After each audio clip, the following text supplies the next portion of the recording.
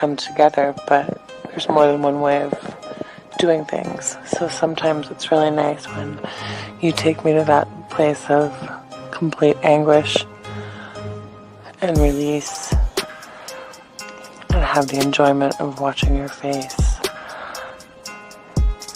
as you let it go all over me. When are you coming over?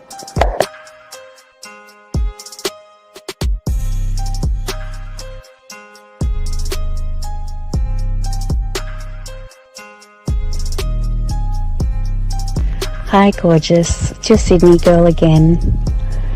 I have to say, listening to your last message got me so freaking wet that it's not funny. I listened to it over and over again a few times, and I could just picture it all happening. And in regards to your volume of come, the more the better. Bring it on. And in regards to where I like it, I'd like it anywhere you want, whichever hole you prefer.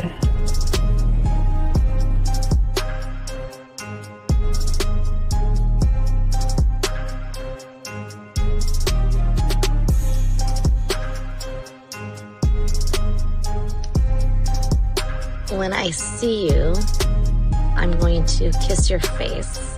I'm going to put my arms around you. I might even jump up and straddle you.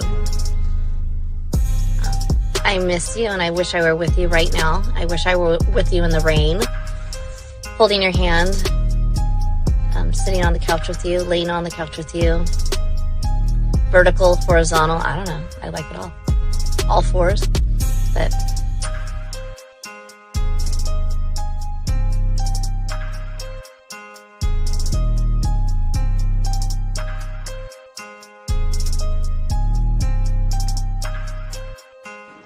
I mean, I can't really control it.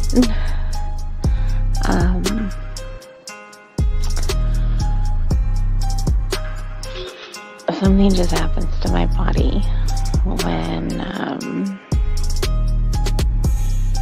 I'm in that place, and I really don't have much control. But I would definitely allow myself to lose that control with you, for you.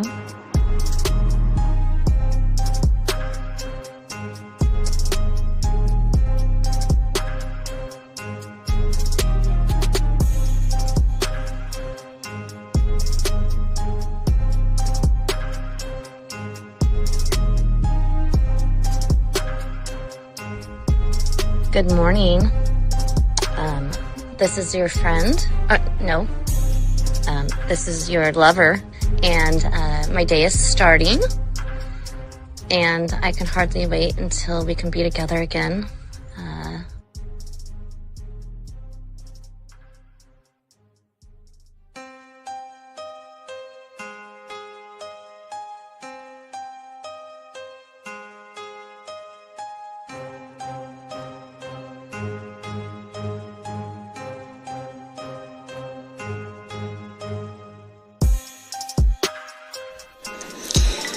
I'll have you know that the way that you talk to me makes me just melt.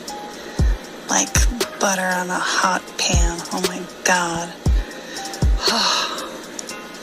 I would definitely be running my nails up and down you. And I could keep them nice and pointy if that's what you like. And you would be assuming correctly I was naked when I took that photo.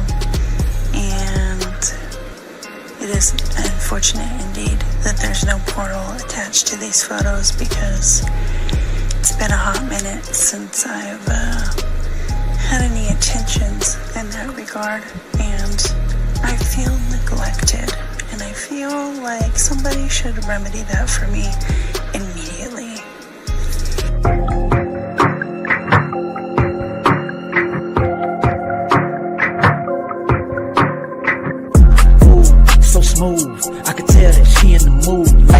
about my attitude, how I rock and the way I groove, yeah. That's right, talking dirty in the late night. Told her, let's make it happen. Call up Steve the Dean Williams, NK Zaggin'. Yeah, that's for all my gentlemen. You see baddies, I know you feeling them. We got the skills, show you how to seal the deal. And we gonna keep it real, let's go. Whoa. You got a stagecoach to catch or something, huh? Slow the fuck up. Too cool, way too smooth. Show you how to get the girl to the bedroom. Ain't no thing, that's what we do. Get her vibing in the mood. Hey, we got the sauce, it ain't a joke. Come check it out, you should take notes. You'll have her begging for more. Wet like the ocean, you rocking the boat. Hey, all of these brothers the flyers. Give you the game to get her excited. One of a kind, I know you will like it. Only the realest of men are invited. Yeah, that's true. Time to get her in the bedroom. Let's go. Bam, bam, bam, bam. All right.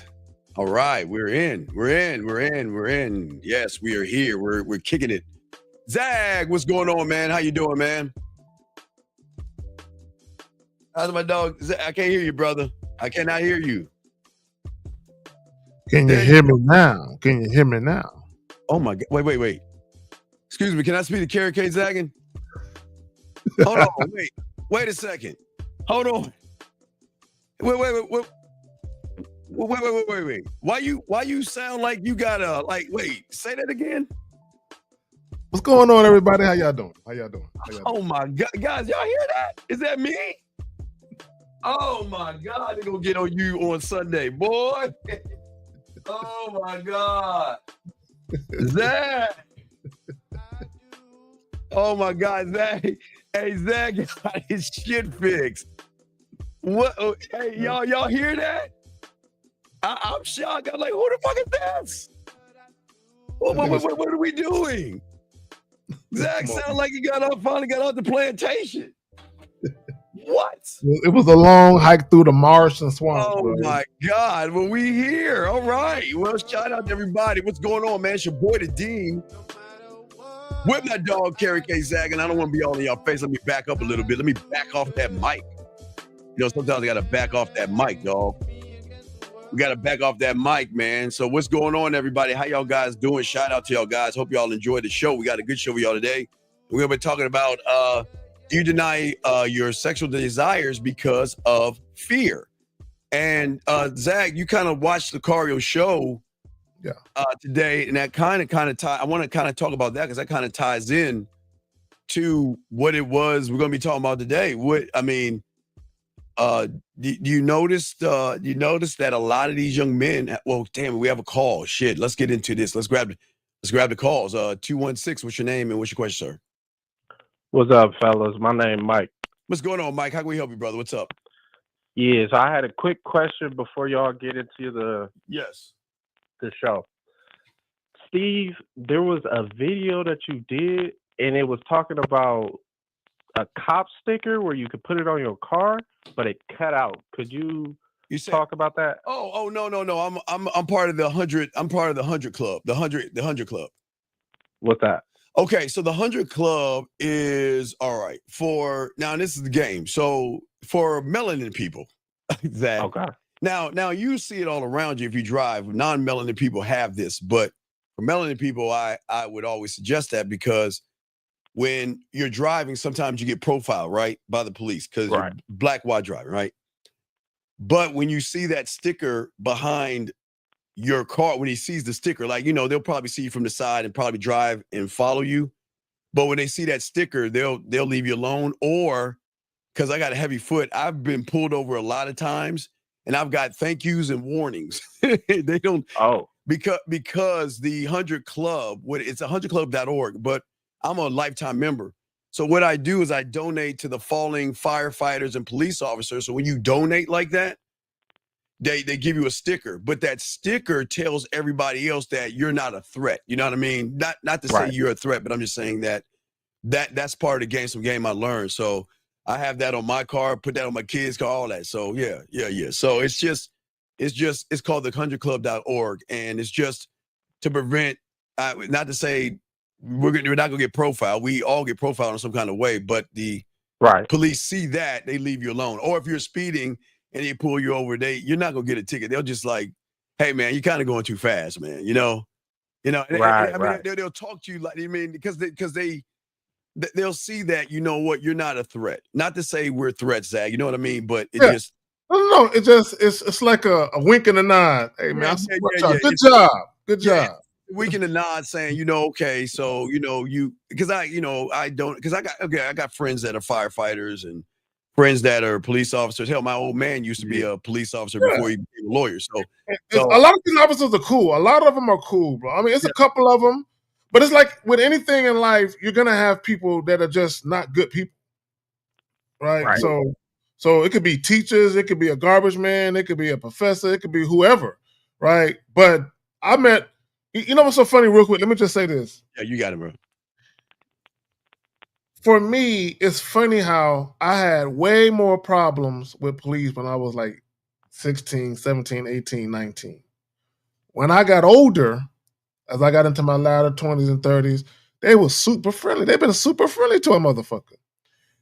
So what I noticed, caller, is a lot of what I was experiencing, part of it was, officers that wasn't cool, but another part of it was I had this aggressive nature about me because of the perception of what I might get. Does that make sense? Right.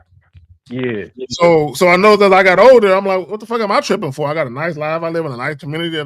So I know when I calm my happy ass the fuck down, whole different thing. That's just my experience.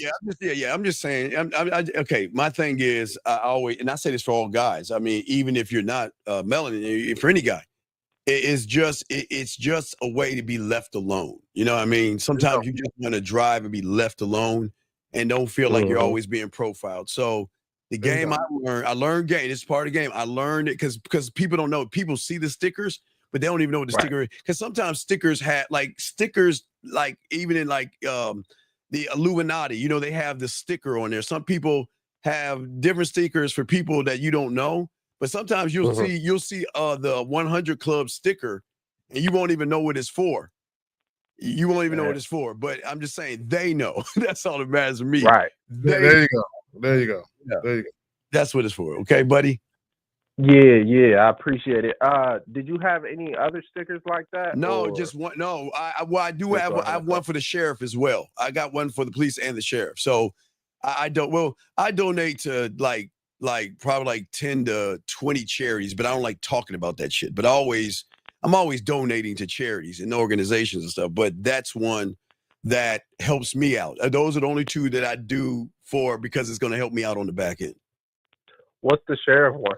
It's the same thing. It's supporting the sheriffs. Oh, okay. So if a sheriff, because the police and sheriffs are two different entities.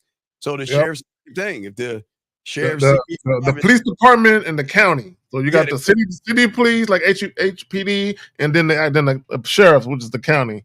Right. I think it's Harris County up in Houston. Yeah, right. So when they or those DPS, them fucking asshole DPS. Yeah. So when they see you. Yeah, so when they see you, shout out to our dog 1950 in the motherfucking building, the silverback. So when they see you, they leave you alone. And I just say that for all young men. I don't have the cure for racism or anything like that. I just have a cure for you guys not to be in a situation where something bad happens to you. But again, that's game right there. It's okay, I can't eradicate something 100%, but there's actions and steps I can take to lessen the likelihood of fucking happening. Right. So I would say that to shout out our dog 1950. So I would say that to all young men out there that if I don't care what color you are, if you're driving. So for me, and again, listen to me. I got a heavy 1950 is always complaining because you remember we went to Vegas. I had I think it was a BMW. I think we were driving a BMW or it was a Mercedes. I think it was a BMW we were driving. And by the time I turned it in, they had the check engine light on. Fifth always talks about it's 1950 always talks about how I drive, but I drive real fast. I admit I got a heavy foot, except for school zones. But when I do get pulled over, I would always post it if I'm on Facebook or something like, see, I told you, hey, another warning. Just get warnings, man. No tickets. Okay. So, all right. Appreciate you, fellas. All right. Y'all can send me back. No doubt. Thank you for the call, brother. We appreciate it. We'll throw you back in. All right, guys, we're here live on the show. For all you guys out there, appreciate all you guys listening. Again, we're going to be talking about this game, denying your, do you deny your sexual desires because of fear? And Zach, let's talk. Zach, I was saying to you, let's talk about a little bit about that because on Lucario's show earlier today, if you notice, even a 19-year-old or a lot of these guys, they don't ask for what they want. Yep. You know what I mean? What say you on that, Zach? Hey, Fifth, listen to this man's mic. Fifth, listen. This nigga about to start something. Fifth, listen. This nigga. Yeah. So I'll anyway. It's a story behind why it sounds better. That's part of it, but it's another thing that happened. But anyway, we're not going to talk about that right now. So let's get back to what I was going to say. So no, what happens is a lot of guys, they want something, but they're so scared of what's being said publicly about how creepy they are for being men and desiring sex. And this is what guys have to understand. Women understand that desiring sex is perfectly natural. They desire it too. Yes. The problem with a lot of you guys, it's not that you desire it. And it's not that you convey to women that you desire it, whether verbally or non-verbally. It's the way that you go about it. It's almost as if a lot of you guys, you just be nice to women and you hope through osmosis that you being nice to women equates to a sexual romp. And it don't work that way. So what happens is a lot of guys, you'll be nice to a chick, and when she flake you or ghost you or just, isn't as respondent as she once was, you feel some type of way. You get frustrated. And then what happens is, Steve, sometimes they'll just get mad and say, well, how about we just fuck then? Is that what you want me to say? Like shit like that. I've heard of guys doing that. And what it is you're projecting your fears onto the woman because you don't know how to actually convey yourself in a confident manner.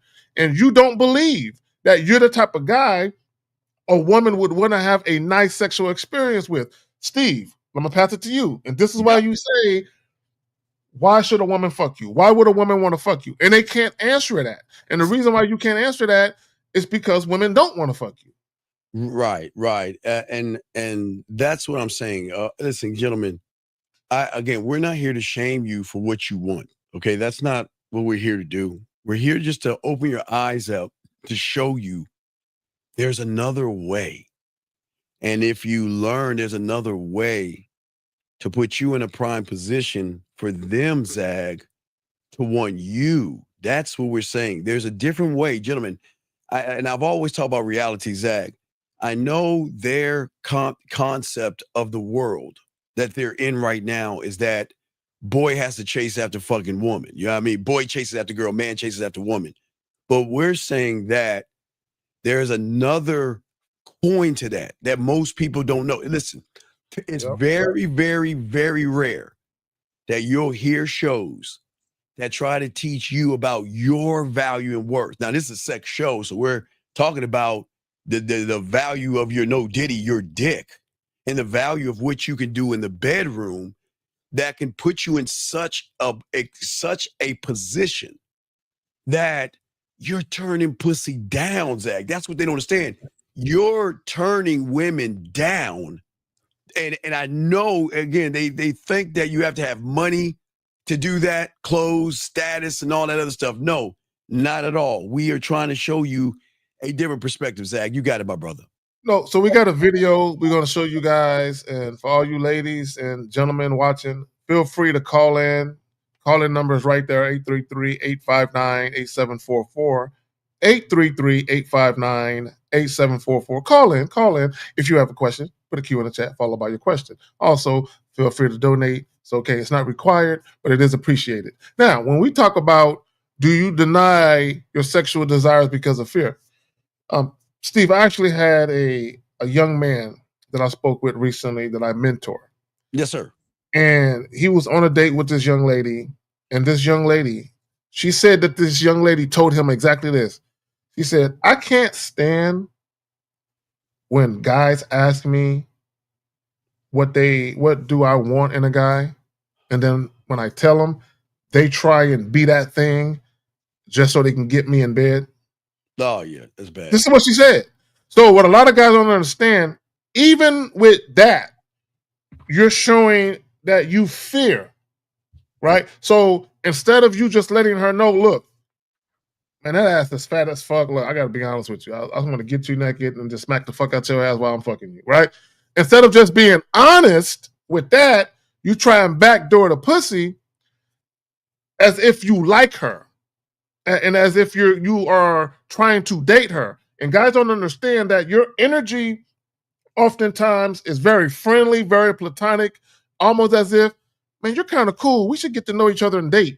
And you might not be saying that, but your actions and your energy is conveying that. And that's because of your fear. You're denying your sexual desires because you fear rejection. You fear the woman being upset. You fear the woman being offended by what you're saying. Yes, sir. No. We got guys. If y'all got a question, we'll answer. Put a Q, gentlemen, and ask your question. There are no dumb questions. James, we're about to answer this for you guys. Lines are open. Call in. So James says, how do I deny my desires to mate with every woman due to the fear of others' judgments? Zach, you can go first, and we got to break this down because this is very important for you. It's a great question, James. Very good question. A woman due to the fear.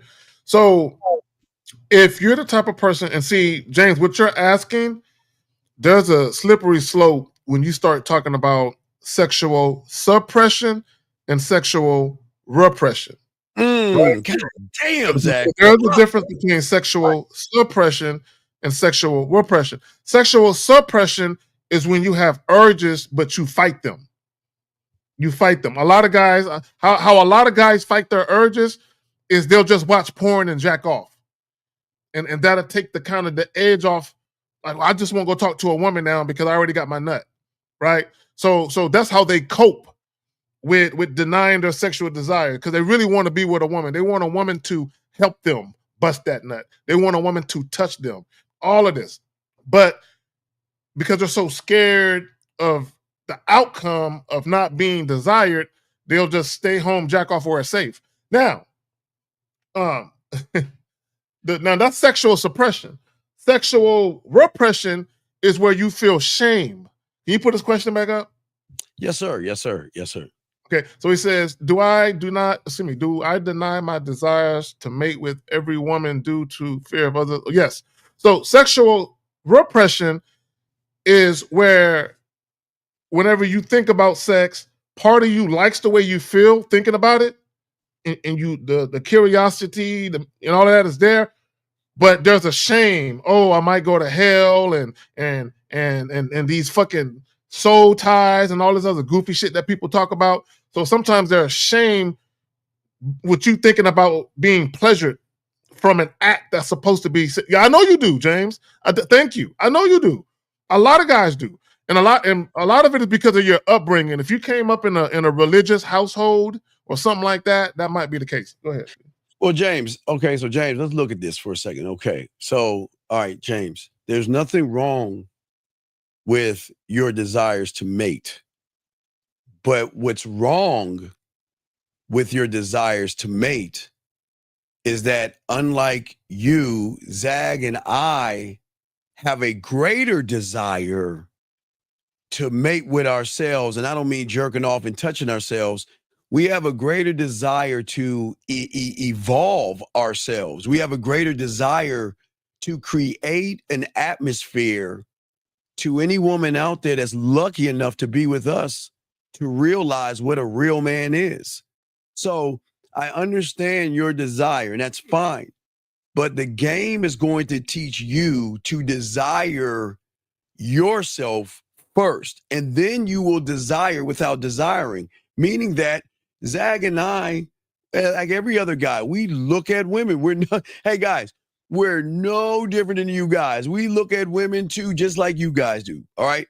But desiring without desiring means that it's just like looking at a pair of shoes. It's like looking at a baseball cap. It's like looking at a car at the car I'm lot. looking at the car. I still got to test drive it. I still got to pop the hood.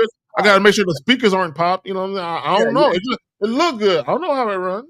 Yeah, it looks good. So we look at women, but we don't label what we're looking at because we desire it. And that's where the problem is going at, James. There's nothing wrong with you desiring to want to sleep with a woman, for all you guys out there. But again, the question you have to ask yourselves, how aren't you sick of running and chasing and begging and deceiving and lying and manipulating and kissing their asses and slaying fucking dragons? Aren't you tired of all that shit, only to either end up in the friend zone or a woman to say, I'm not interested? I mean, when is enough going to be enough? That's before I throw this at. When's enough going to be enough? Because what we're saying to you is that this is why we have this show, is to show all you young men out here, when you get this game down, you become the one that is desired by the woman. Because the beautiful thing is, for our daughter Zach, is because they've never met our kind before. They only know that what they know as an average guys with bad experience in the bedroom who run behind pussy. But they rarely meet him. Zach, you got it, my brother. Well, like the young folks say, I'm not even going to hold you. I ain't going to lie to you, right? Look, it's a beautiful thing to have a woman that you believe is very attractive, inside and out. Beautiful soul, she's cute, right? She know how to listen, right? She's very affectionate, very, very touchy-feely. She wants to always be around you, wants to be touched by you. She craves you, lusts you. It's a beautiful thing to have that feeling, James and everybody else. It's a beautiful thing. I'm not going to front. It is. However, though, you can't get caught up with being so desperate to have that feeling that, one, you compromise your manhood to try and get it. Yeah, that's one. Two, you can't allow your fear keep you from enjoying women. I'm here to tell you, look, women want to have fun. Women want to be dick down. Women want to be, they just want to have some fun. They want to be taken out. For you guys that like to do dates, they want to do all of that. And I'm not opposed to doing dates. I don't be doing it like y'all be doing it though, right? But anyway, right, and I'm cool with all of that. We can hang out, we can kick it. But my thing is, there are no shortage of women who are down to do that with you guys, right? Do you deny your sexual desires because of fear? And let me just say this real quick, Steve. I'm gonna pass it back to you with this. You got it. You got it. And I hope a lot of you guys who I've done consultations with or mentorship with recently, some of you guys who have trouble with this, Steve, what I'm seeing is young men who, when I listen to their stories and I listen to some of their issues, they don't have problems attracting women. Women find them visually appealing. Like these guys, women fuck with them. Women like them. But what's happening is women don't want to fuck them at some point. Like she's coming in hot, Steve, and then she starts to run cold. And what happens is, and I tell these guys, I said, bro, the way that you're acting, she's looking at you like you're scared. Like, Steve, I can't remember if it was one of the shows that me and you did, or if it was me and Miles on the Manhood and Skill Set show every Saturday, 11 o'clock a.m. Central Standard Time, 12 noon, by the way. I don't recall which show it was, but there was a guy, or maybe it was a coaching call. I'll be getting my shit confused. But there was a guy, he went out with a young lady, Steve, and he didn't realize the young lady was sexually attracted to him.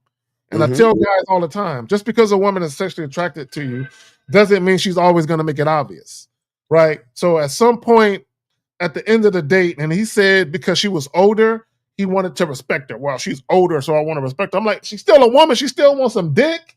Yeah. Right? So at the end of the day, when he got to say goodbye, I guess they were talking about something that someone had eaten. And she said, Yeah, I wish I would have been getting eaten by the end of the night. Almost as if to say, nigga, I want to fuck. Right? So my point is because guys fear their, because they have fear when it comes to their sexual desires.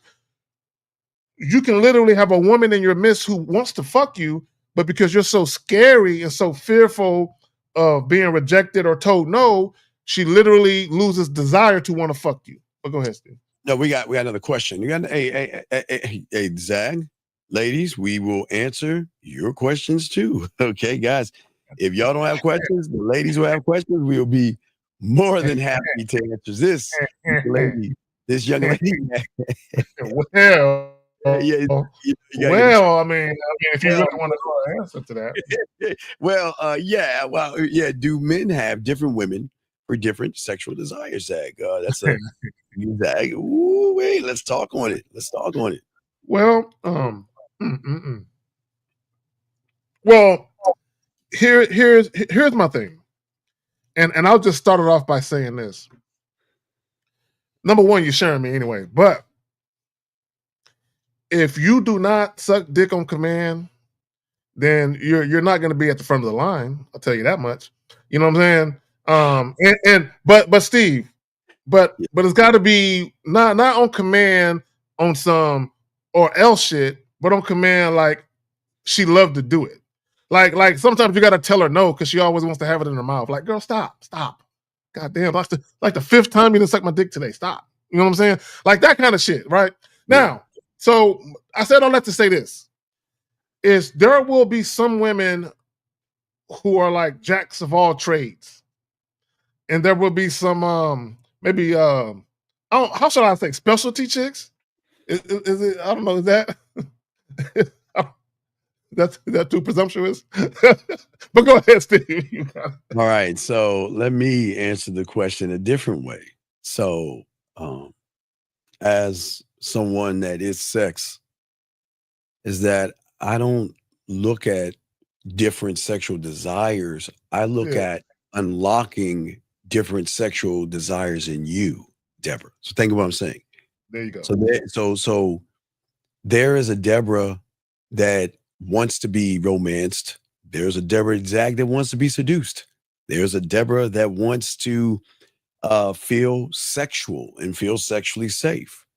But there's also a part of Deborah that Deborah doesn't know about. Now, Deborah knows that. That's why I'm saying Deborah, because I'm just using her as an example.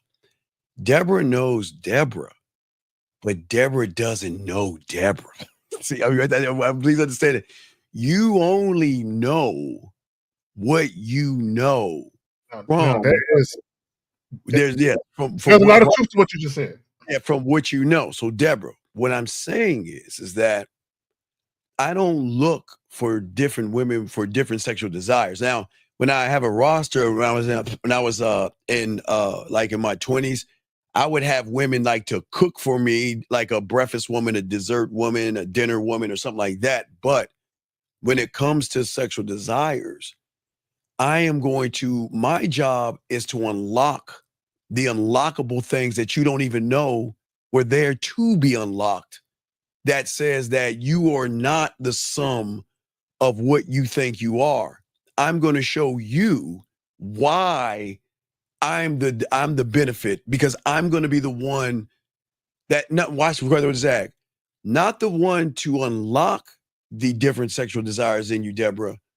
I'm the one that you're going to trust sexually enough to allow me to unlock those sexual desires, Zag, and you got it, my brother. And I'm glad you put it just like that, to allow you to unlock those sexual desires. Because what a lot of guys, and look, I hate to bring you some bad news, but someone got to tell you the truth.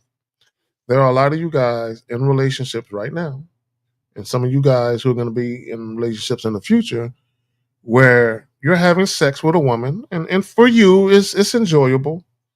But what you don't know is there's some shit that she's into that she's not really sharing with you, right?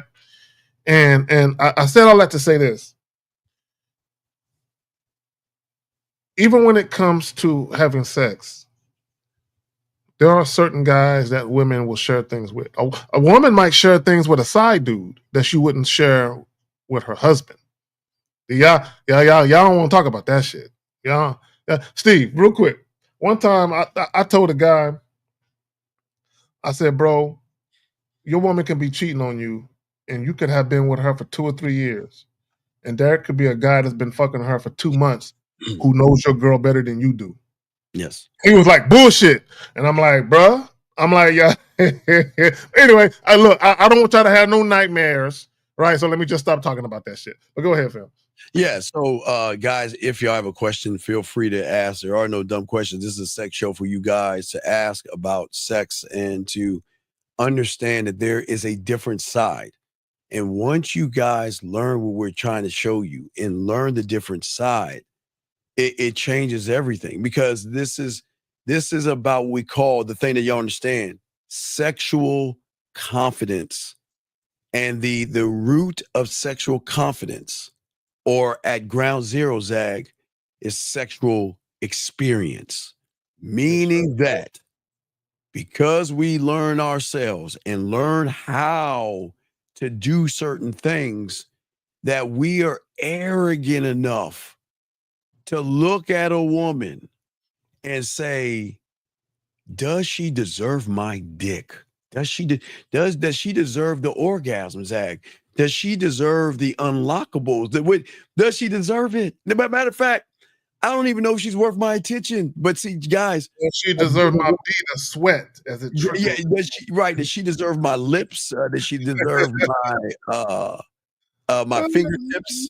What is it that she deserves? So that's what we're saying to you guys out there. But Zach, so we'll continue with the thing. But guys, if you have a question, go ahead and ask.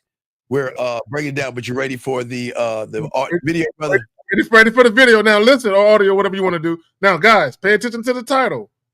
Do you deny your sexual desires because of fear? Listen up. Go ahead, Steve, whenever you're ready, my brother. Oh, no. Okay. You say listen up. Okay. I thought you was about to say something else. Here we I'm go. talking to the fellas. Yeah. Oh, you're talking to all right. Yeah. So, guys, listen up. Here we go. Here we go. Check this out. Most common lies that men tell themselves about approaching women. Denying desire. A lot of guys look at a girl gorgeous and be like, oh no, she's not my type. Or, oh, she probably has a boyfriend. Or, oh no, it's not the right timing. Or it's denying that desire internally. If you don't express yourself, the energy has to go somewhere. And then that turns to alcoholism, paying for sex, undesirable habits, whatever you name it, it has to find an outlet. Energy cannot be created or destroyed. It can only be changed in the form that we find it. And if you don't, hello, what's your name? Then you pack it down, and that turns into psychosomatic illnesses, a whole bunch of just stuff that's undesirable if we were just like, hi, you're cute. Yeah.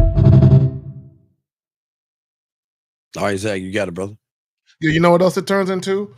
Sexual frustration. Wait, hold on a second. Young man, listen, this is the last time we tell. We know you're on the spectrum. Please do not ask us questions, okay? Please don't just watch the show, okay, buddy? Just watch the show and enjoy it, okay? Sorry, Zach. Go ahead, buddy. Go ahead. Oh, it turns to sexual frustration. This is why you got certain dude with the red pill shit, the passport bro shit, MGTOW shit. All of this shit stemmed from, I mean, there was other factors, but a lot of it was due in part to men being sexually frustrated.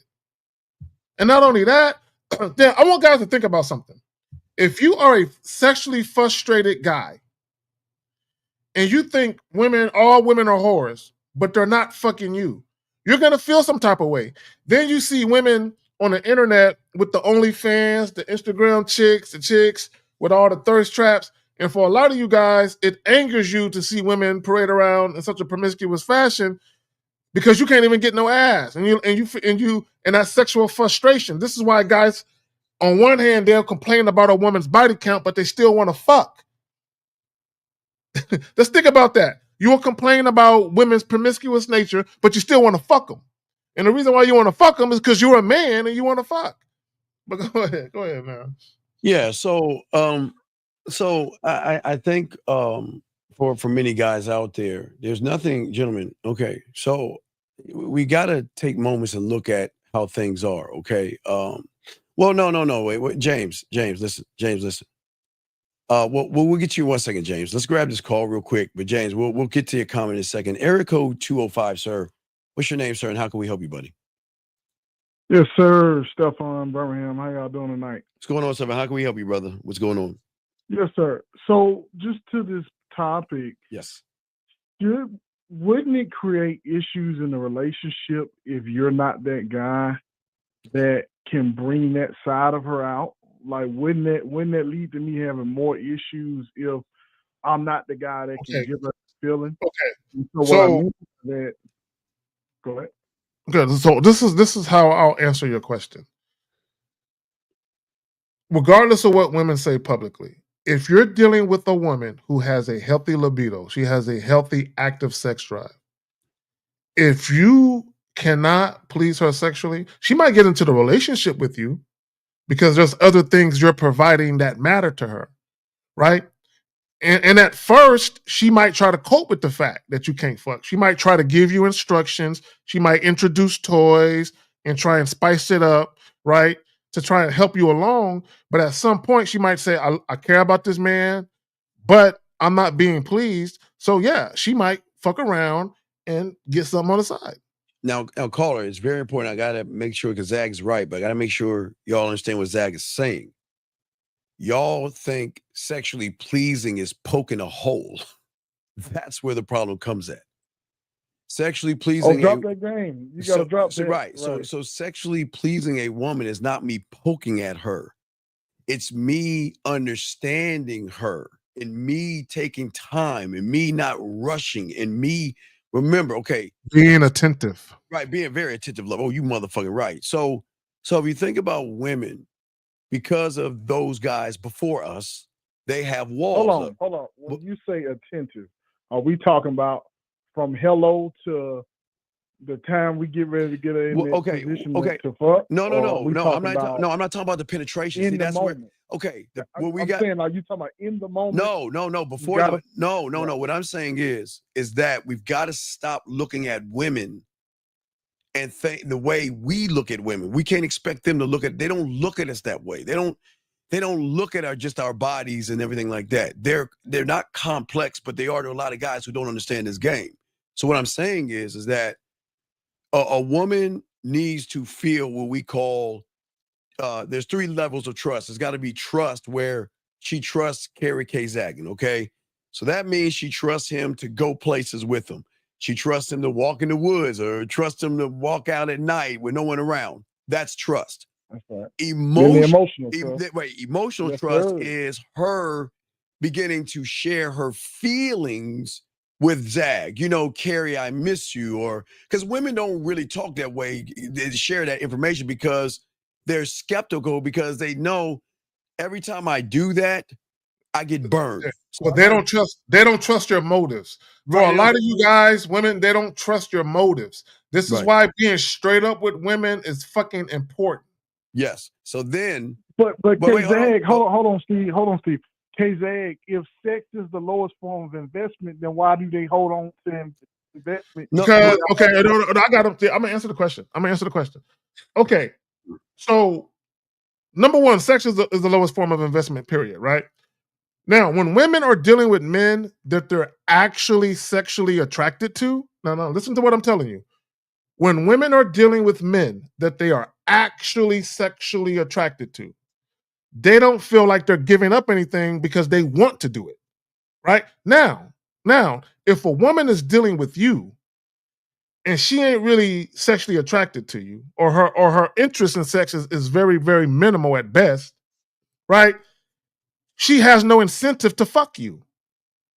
Okay, think about it. Let me tell you this real quick, Steve. So for her, if she fucks you, sex is a high form of investment for you because she looks at herself as better than you. So why would she give you pussy? Because this is what women think about guys who are now listen, they feel like for you, me fucking you is like a fucking bucket list experience. So for me fucking you, that would be a high form of investment for me. So if I'm gonna fuck you, I gotta make you pay for it. Right. So call. You see what I'm saying? Yeah, call it. Yes, You ask why if it's the lowest form, but why do they hold it out?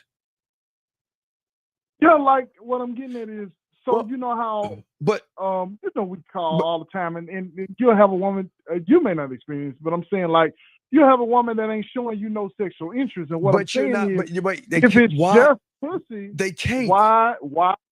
They can't show you sexual interest when you're not sexually interesting.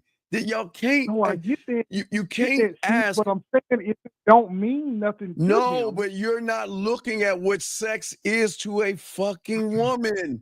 You're looking at it through the listen. You're looking at it through the lens of a guy. You think it's physical. It's not. It's not. That is not first. That might come second. But what comes first is got to be that connection. That's what's important. Oh, of the trust. But also, Steve, but another caller, what you call? No. Go ahead. I'm sorry. No. What, bro? This is what you have to understand. Okay, when this is what guys don't understand. when women have a conversation with you, women can talk to you. You can utter 2 sentences out of your mouth.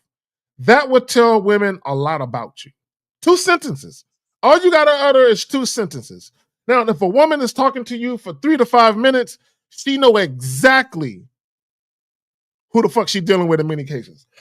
So I said all that to say this.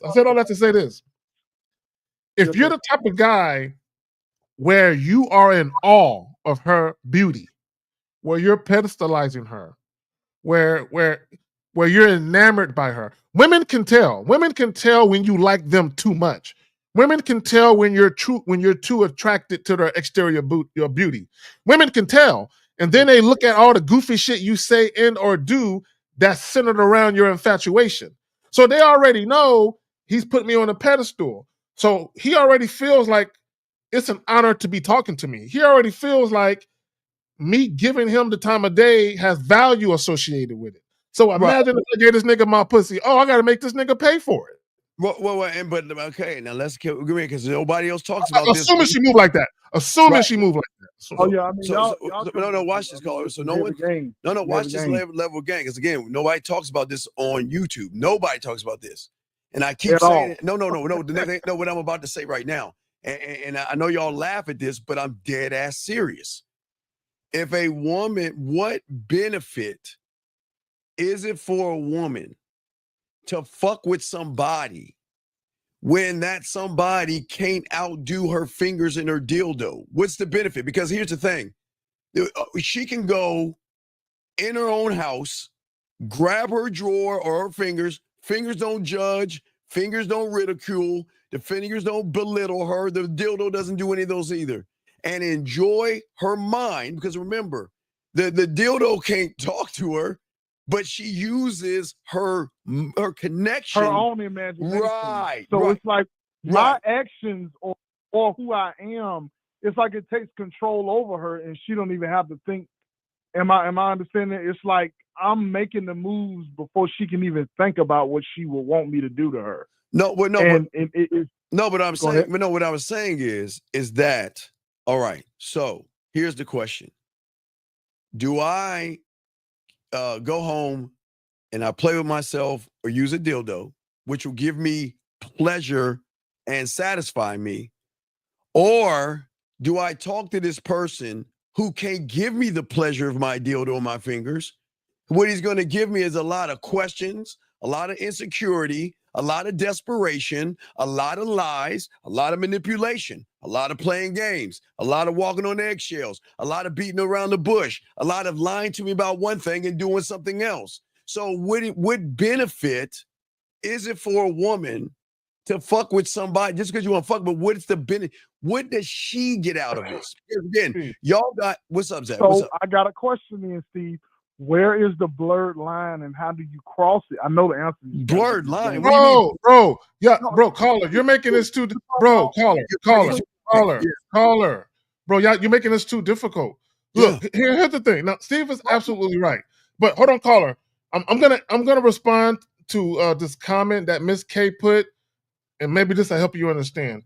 Can you put this comment up? So Miss K says, I have to be first mentally, then emotionally interested. Now, for a lot of guys, when they see that, they're gonna read into that and they're gonna associate that comment with, oh, I gotta take her out for a while. I gotta do a bunch of dates. That mental and emotional interest that she's talking about can occur right away. You know what I'm saying? Now, by no means am I saying she's gonna fuck you the same day. Caller, hold on, listen. Caller, listen. I need you to listen. Just listen for a second. Listen for a second. Listen for a second. By no means am I telling you she's gonna fuck you the same night. But women know right away if there's a connection. They know. For some guy, now it doesn't mean they won't deal with you if there's not a connection right away. It doesn't mean they won't deal with you. But there's gonna be some other guys they meet where the connection happens way quicker. Right. And okay, what's your question, buddy? Well, go ahead. You got it now. We got you, Alabama. You got you. You good. We got. There's a line between. All right, now Steve, you know this is Zach. You know this. There has to be a line between going from emotional trust to sexual trust. So what I'm saying is, where does that line get crossed? Is it within the 5-minute period? No. Right. Okay, you remember. Okay, remember. Wait, caller. Do we need to kick the women out for this one, or do you want them in to hear this? Oh no! Look, let's shoot it straight, or we can go get some coffee. Let them get a little coffee. Yeah, a little coffee. Well, no. It's a sex show. We got to be more whipped creams, chocolates, and things that we're gonna put on their body. So, ladies, can y'all check in the refrigerator or in the kitchen? I think Zach and I bought you those whipped creams and chocolates that you want us to put on your body when you play with your pussy. So, can y'all go check in the kitchen real quick while we have this conversation? Thank you. Now, caller, listen to me. Listen to me real quick while they go check for us. Listen, caller. This is what I'm saying to you. You don't understand. Women not only have emotional perfect pitch where they can recognize the fears and anxieties, but they have sexual perfect pitch as well, meaning that they can recognize a person that is bad in bed. Now, remember, if they're emotional, okay, remember, we always said this. I've saying this since the 90s. Zach's been saying it in his own way. The way you are outside the bedroom is the way she's going to see you in the bedroom, right? If she sees that you have anxiety, fears, thirst, and desperation, she knows there is nothing that she's going to get out of the experience unless the loophole is that she wants to fuck you. Other than that, nothing else. Now, with us, she recognizes experience because she recognizes we're not running after her pussy. What throws her off, we're not running trying to fuck her. We're not like everybody else. Because you guys make her think her pussy is special and it's something great about it. I don't fucking know what it, but anyway. Yeah. But what we're saying is that they recognize experience because the experienced ones don't make it about the pussy, brother. They make it about their dick. Let me add this. Let me add this. See, this is the thing that guys don't understand, and this is very simple. Women want dick. Women want dick. They don't, regardless of what women say, they still want to fuck and they want to have enjoyable sex. Now, here's the thing, caller. Here's the thing. When you approach women, whether it's a conscious and or subconscious or unconscious thought on behalf of the woman, when you very first approach women, you're being assessed for sexual desirability right now. You know what I'm saying? Right now as you're talking. So let me ask you a question. What's the quickest you've been turned down by a chick, or a chick basically told you she wasn't interested? What's the quickest? Just think about a time you approached a chick and she basically shooed you away. It was, man, I was at a store, man, and I ain't gonna lie, before I learned about y'all, but it hurt my feelings. But no. How long? Bad, but seconds, man. We talk about maybe. I ain't gonna lie, man. I was like, hey, you know, what's up? Can I get your number? Man, it was like a laugh and a no. Okay. Seconds. And I was okay, like, cool. So within that time frame, do you know what she decided? Oh, I don't want his dick. I don't want his dick. Now, this is important because I don't want guys to get it confused. She could have been a lesbian. There could have been a lot of reasons why she didn't want your dick, but she didn't want it, right? But she knew that quick she didn't want it. So if a woman is talking to you, do you think within 3 to 5 minutes of having a conversation with you, she would know whether or not her pussy wants to have a sample? Do you think she might know that? Oh, absolutely. So okay. So Carl, let me throw something, knock two birds out. So James is saying women were taught to present purity. Yes, you hear that, caller? So I want to read again. He says women were taught to present purity. Okay, caller? You want to know what a man would experience? Yeah, you want to know what a man would experience says to that statement right there?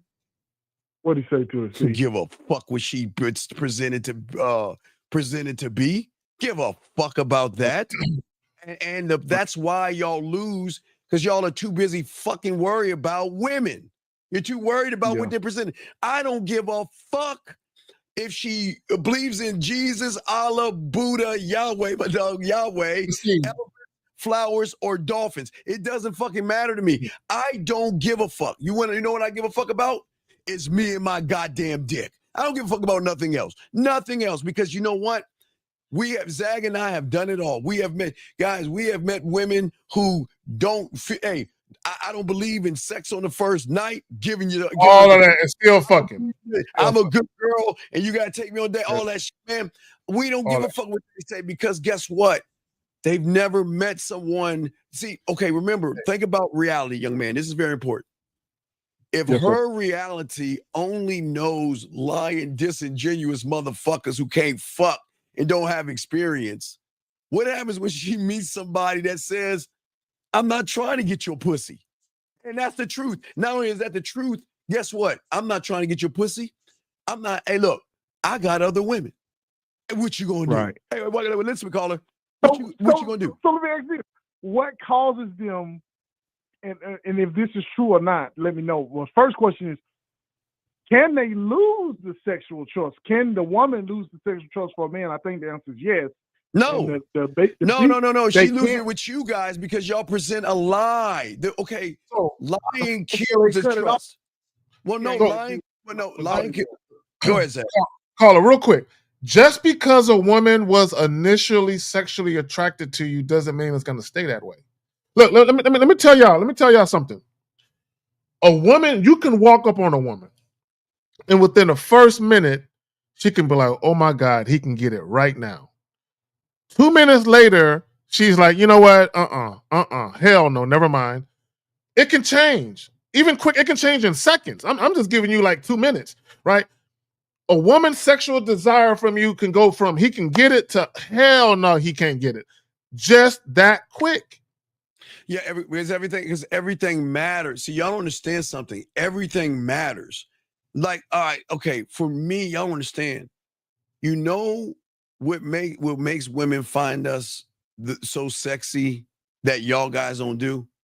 Is that when they're sick and they're not feeling good, Zag, they're having a bad day or something's wrong, even on their period. If they earn it, depends. If they earn it, hey, you can't be doing this with chicks you just met a week ago, guys.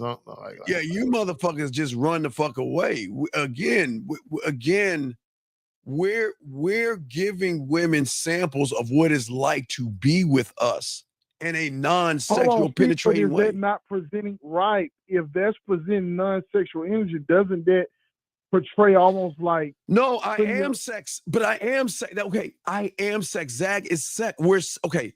We don't need to be. We don't need to pretend or do or we are. So meaning that when she meets us, because of our experience, they lose themselves in conversation with us. They lose time. They feel like the only one in the world. Go ahead, Zach. Go ahead, man. Let me say this real quick, please. Let me say this real quick.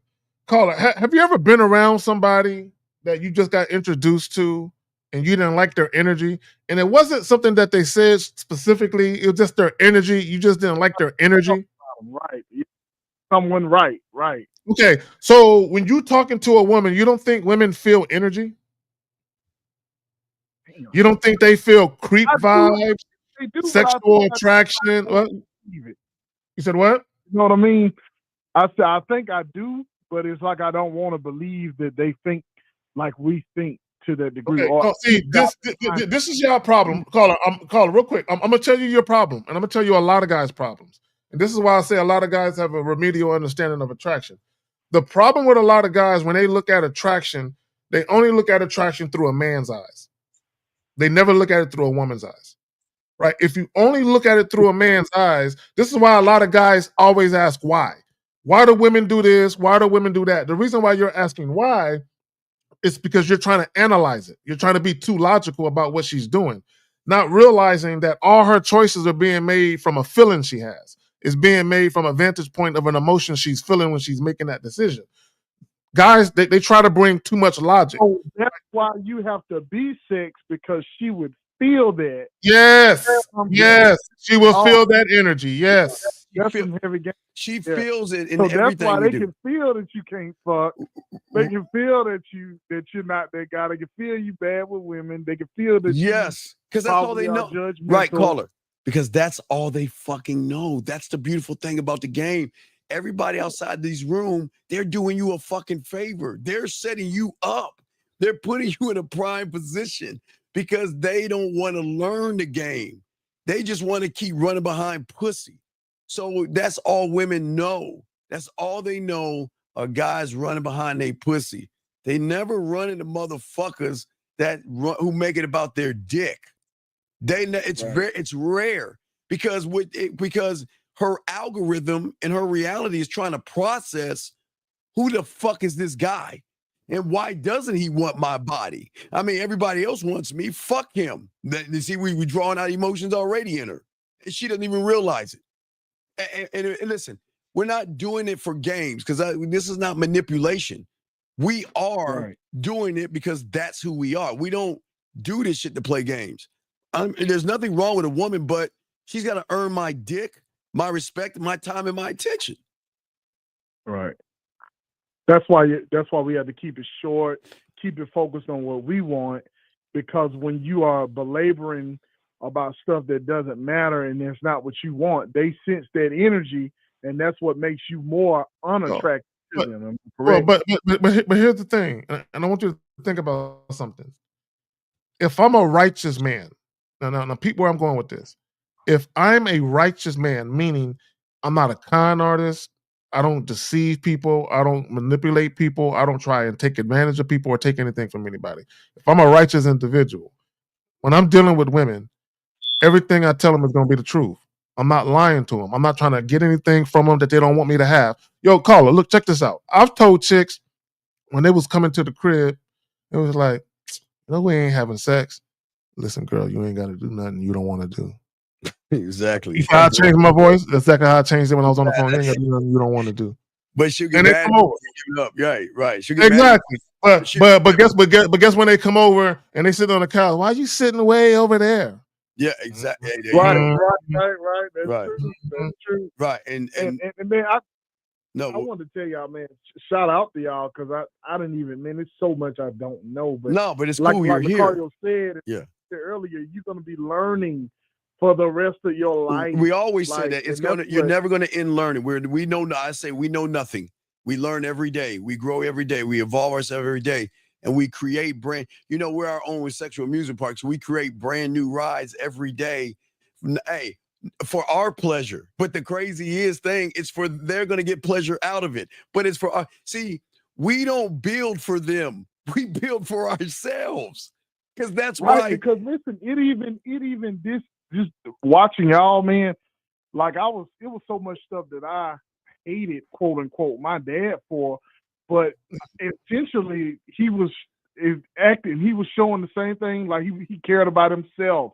He put himself first, and I used to hate himself first. Why? Because I listen to my mom, but I'm watching y'all like, wait a minute. Yeah. My dad is gamed up. He care about himself. Check this out, caller, real quick. Real quick, my bestie. See, this is how I look at myself. Why wouldn't a woman want to hang out with me? I like hanging out with me.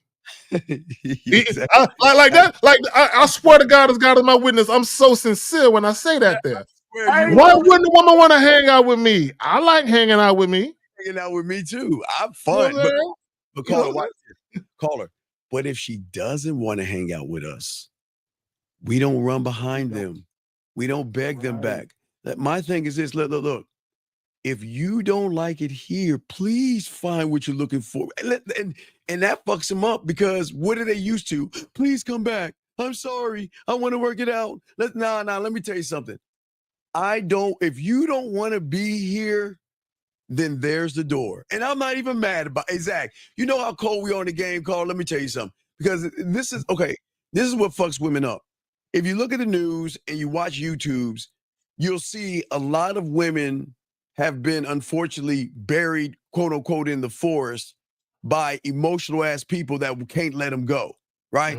It's rampant. It's been going. It's crazy. It's getting even worse and worse. But they can't understand the process.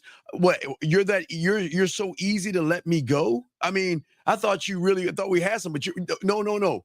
We had something while you were here. But if you want to be there, we don't have anything. And I wish you the best. Hey, Zach, because you know you that motherfucker. This is how cold we are. Please try to find another one of me or another one of Zach. I'm calling this is the fucked up thing. They'll never find a one of one. They'll never be able to place Kerry K. Zaggin because he's the only Kerry K. Zaggin in the world. I'm the only Steve. The problem is you are a subtotal of everybody. That's the problem, Zach. You got it, man. No, I'm like a corporation. You know, once you leave, your badge card don't work no more. You can't get back into the building. Right. You just can't come and go as you wish in this motherfucker. You can't come and go, but if you want to go, they say when you gone, stay gone. What was that in Pulp Fiction? When you gone, stay gone. But they don't go. They come. Caller, listen. I keep telling you right here, caller. I tell you because I'm not ashamed of it because I'm that motherfucker. I'm so cold in the motherfucking game with sex that when I meet a woman, I create the end game while we're starting out. Listen, do you hear what the fuck I'm saying? I create the end game when she goes away, runs away, because guess what? Some women are going to run away. Some women can't handle giving up control. And some women can't handle giving up their fucking feelings. So they're going to go away. So you know what? I set them up already because of how I do things. So that means even when I'm not around, I'm around. Why is that? Because I give women access to me in a way that no other man has. I give them access. Listen, caller, let me tell you real quick, Zach. Let me explain. Okay, caller. Think about this. Think about this. I'm going to try to do a car analogy. Now, back in our day, right? Back in our day when everything's in black and white, if you wanted tools, you go to the tool store. If you wanted toys, you go to the toy store. If you wanted a TV, you go to the TV store, right? And if you wanted food, you go to the grocery store. Am I correct? That's right. Okay. Until this thing called Walmart came along and said, wait a second. Instead of everybody going everywhere, why don't we consolidate it? Why don't we consolidate and have a one-stop shop for everybody's needs? So if they want food, we got grocery shopping. If they want electronics, we got electronics. If they want dog food, auto mechanic, housing supplies, clothes, underwear, and socks, and fucking Hobby Lobby type shit. You see what I'm saying? And right. So what Zach and I are doing is that we create in her environment a world that she can always have. Okay, when she's sad, I create a world that she can have access to me when she's sad because she have click on the audio, watch a video when she's sad. I don't need to be around when she's happy. Zach and I don't need to be around to be around because we're always going to be around, and that's what they don't even know. They don't even know. They have no idea. Go ahead, Zach. You got it, brother. No, when a woman is feeling you, your voice is soothing. It's kind of like God, it's just a soothing, like when you have women tell you, I've listened to your message 10, 15 times straight. They just your voice is soothing, your words, your tone, and that's what. Let me just say this real quick. A lot of guys don't understand that when it comes to having a mouthpiece, it's not just your words, it's your tone. Yes, your tone, your tonality. In many cases, is more important than the words because the way that you sound to a woman, it can literally put a woman in a trance. to a degree. If you have a nice sounding voice, you look good, you smell good, and you have a nice sounding voice, almost like that bedroom voice when you telling her what to do with the dick. You know what I'm saying? That type of shit. Yeah, you're talking that shit, dog. Yeah.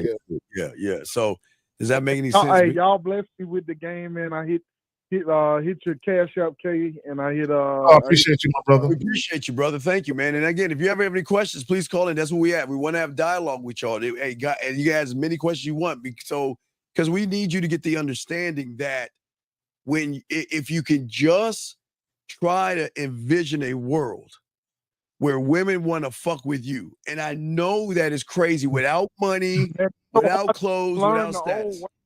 Right. It's so hard to unlearn the old way. I know, but that's what I'm saying. We're trying to show you a new way. Watch this. This is what's so crazy. Having women want to fuck you without you lying, manipulating, deceiving, playing games or anything, being straight up real. That's diamond dick. Well, let me say this. We'll call it before you go. Let me tell you this. If guys get off the internet for a moment and they stop paying attention to what women say and what losers say, right? Yeah, I'm not calling women losers. I'm talking about the male losers say about women on the internet. This is what you will find. This is what you will find. That most women out here, I'm not saying all, most women out here don't really give a damn about men's money like that. They don't. If you ask most women, this is what they're going to tell you. I just want a guy who actually gives a fuck about me. I give a fuck about him. I think he's cute. He think I'm cute. He fuck me well. He treat me right. He doesn't fucking lie to me. And he's a man that handles his business. He don't have to be wealthy, just a man that handles his business and he carries himself like a grown man. And he knows how to lead. That's it, right? Women aren't that difficult. Now, I'm not saying that women are simplistic creatures because there is some complexity to women. But as far as what they really, really want, it's not that difficult what women really want. The problem with guys are so busy trying to camouflage who they really are and all of that. And they're trying to be what they think a woman wants, but they don't understand that. You said what? That's what I'll say, because we don't like ourselves. And that's why you saying, hey, they're sensing that energy that you don't even like yourself. Absolutely. So that's why you're trying to camouflage. Well, how can you ask for a woman to give you some pussy when you don't know how to handle the pussy? And I'm not talking about the size of your dick. I'm talking about handling. Right, she's a woman, but the beautiful thing about us is that they don't even know. They don't even know who they are until they meet us, because that's some real shit, Steve. Hold that thought, Zach. Hold that thought. All they know is that every time I turn around, someone's either tearing me down, right, or somebody's judging me, thinking I'm easy and I should be able to fuck them. Is there ever somebody that I can meet? Watch this, at her level that I can meet. What we're saying is that when you fuck with us, you get to meet what we call the unrecognizable version of yourself. Remember, caller, women only show what they are to themselves in the private of their own home. When they go outside the world, they've got to pretend to be, what society wants. The looking glass self, as they say in psychology, right? Well, I guess that's what real quick. Okay, go ahead. I want you to lose your thought. Go ahead, Zach. I want you to lose your thought. Go ahead. No, I'll wait. Go ahead. No, you sure? Okay. So what I'm saying is this. I'm saying is the reason why we have diamond dick and we laugh is because we meet them. They don't know what the fuck they're in for. They don't know that Zag, myself, Biff, Miles, Lucario, Dre, Rosebud, and motherfucker Bossback, they don't know, even if we don't work out, we're going to leave them better off than what they were. They don't even know. They don't know that we're going to lace them up so well that even if we don't work out, they're going to have two things. They're finally going to learn what love is because they're going to finally meet someone who loves themselves. But then they're going to have this thing called a fucking standard. And guess who the standard is going to be? Zach, you got it, brother.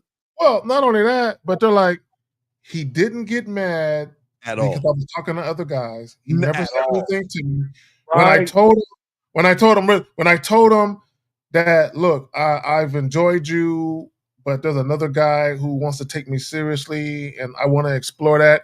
He wished me well. He patted me on my ass, kissed me on my forehead, and told me good luck. Hey, you have my number if it don't work out. And she's like, I've never had a fucking guy who doesn't give a fuck, right? So in her mind, she's like, he doesn't give a fuck, but he gives a fuck at the same time. Okay, let me explain what I mean. I don't want to confuse you. Yes. He doesn't give a fuck, right? But he gives a fuck at the same time. Yes. Because he doesn't lie to himself or to me. So he gives a fuck about being a man of integrity, but he don't give a fuck if my feelings are hurt in the process.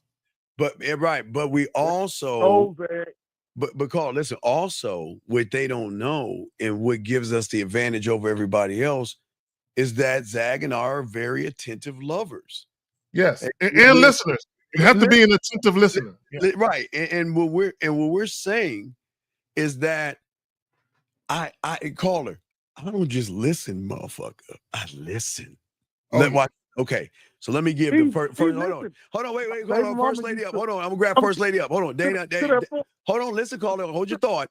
Miss Sand. I'm gonna use Dana Sand. Let's say she was fucking with me because I don't fuck with them, then she fucking with me.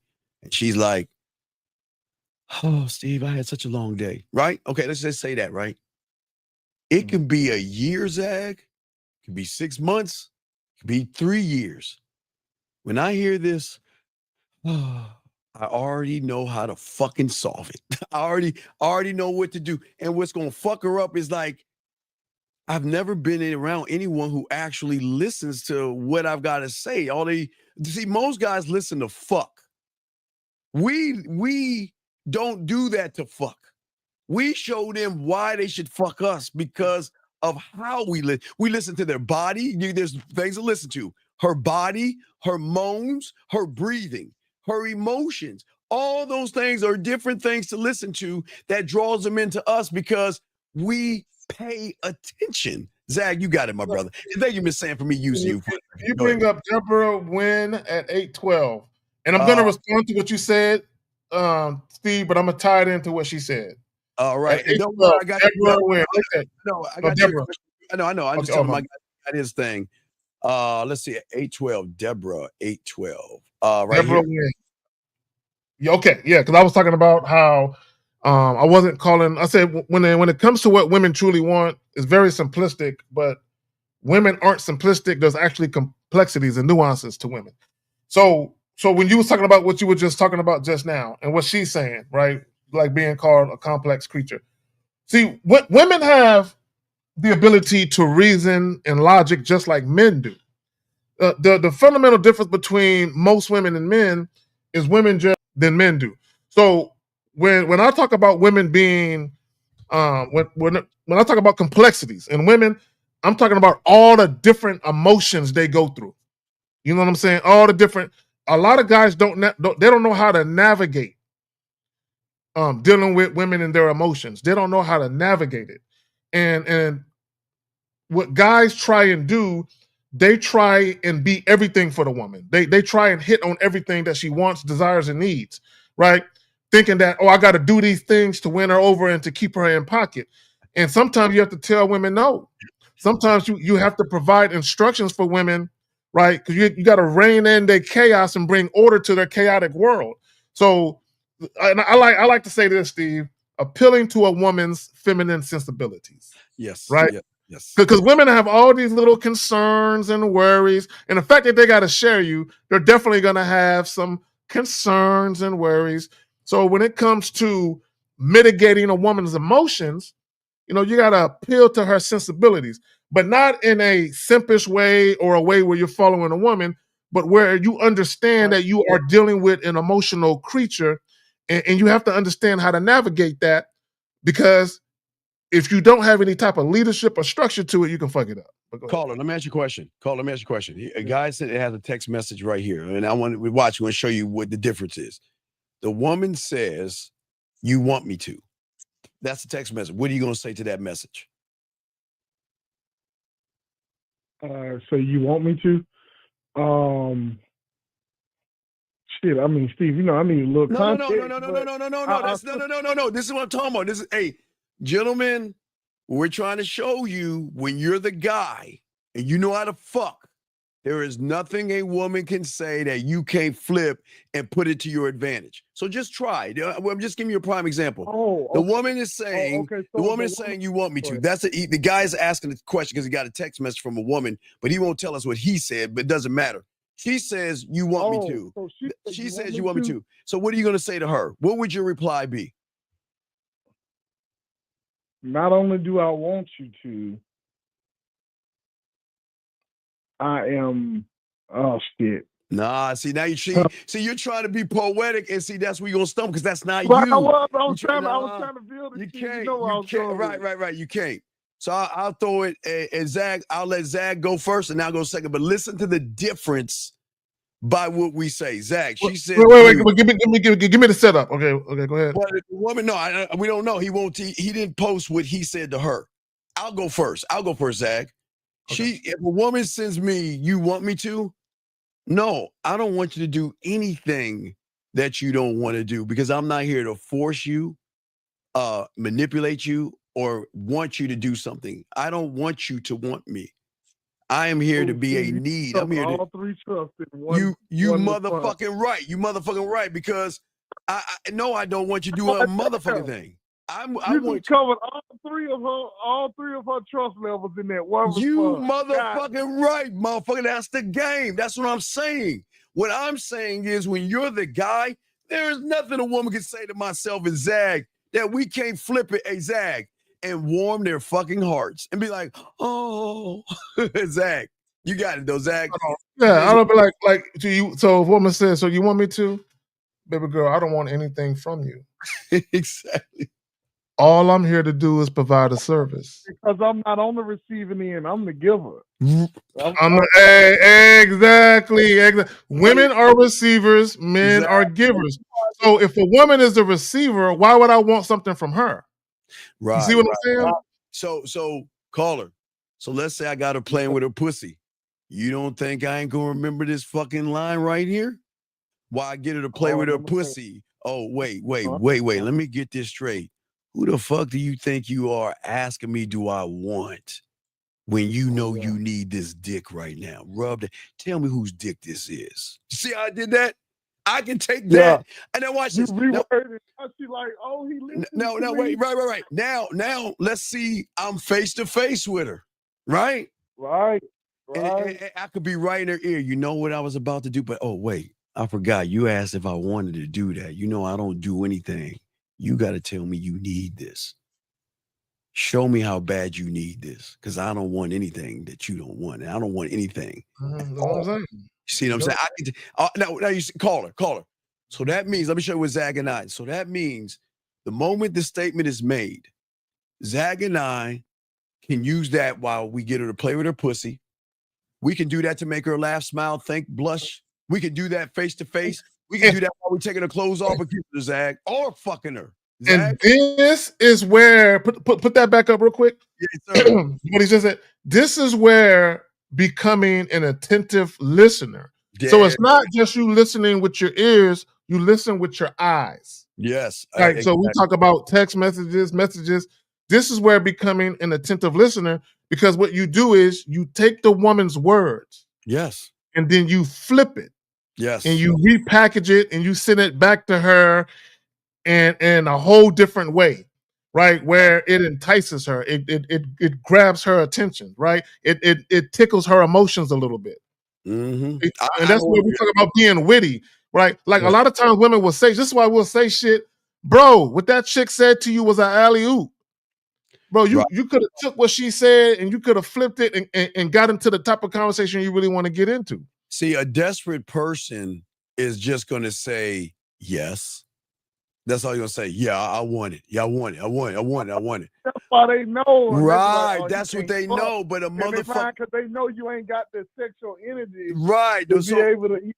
Right. So the motherfucker that has the game and the experience and is sexual and has sexual confidence, I don't need it that bad, baby girl. Oh, you know what it is. See, caller, a lot of y'all got a coloring book with Crayola crayons. Me and Steve, we in a Sistine Chapel redoing Michelangelo's original work. You know what I'm saying? You know what I'm saying? That's why we in a Sistine Chapel redoing it so the colors come alive. You know, y'all got a coloring book tracing over lines and shit, right? And that's how a lot of guys communicate themselves to women. Yeah, Like, you know what I'm saying? Like when I talk to a woman, I'm not talking to her. I'm talking to her sexuality.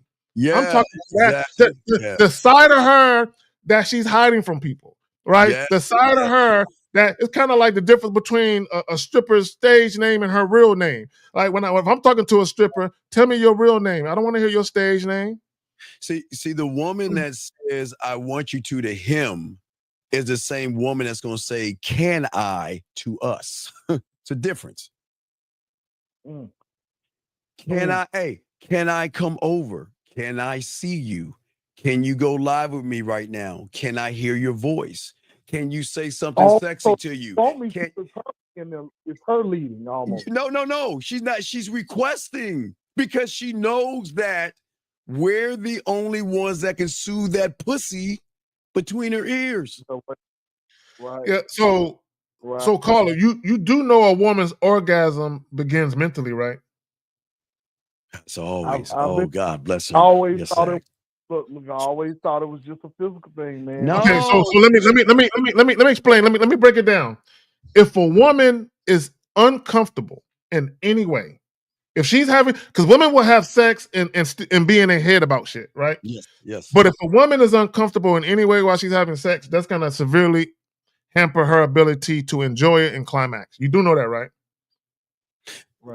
Right. So DS says I'm fucking horny. I'll be right back. But see, hey, caller. You know, if she was with Carrier and myself, you know what she'll be sending us right now? A fucking body picture.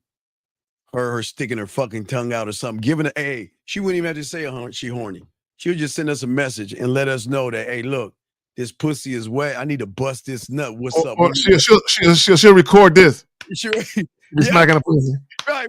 And then Steve, you be looking at your phone like it's wet. Like, goddamn, girl. Hold on, what you done send a nigga? Hold on. Yeah. So, I'm just saying, you see the difference right there?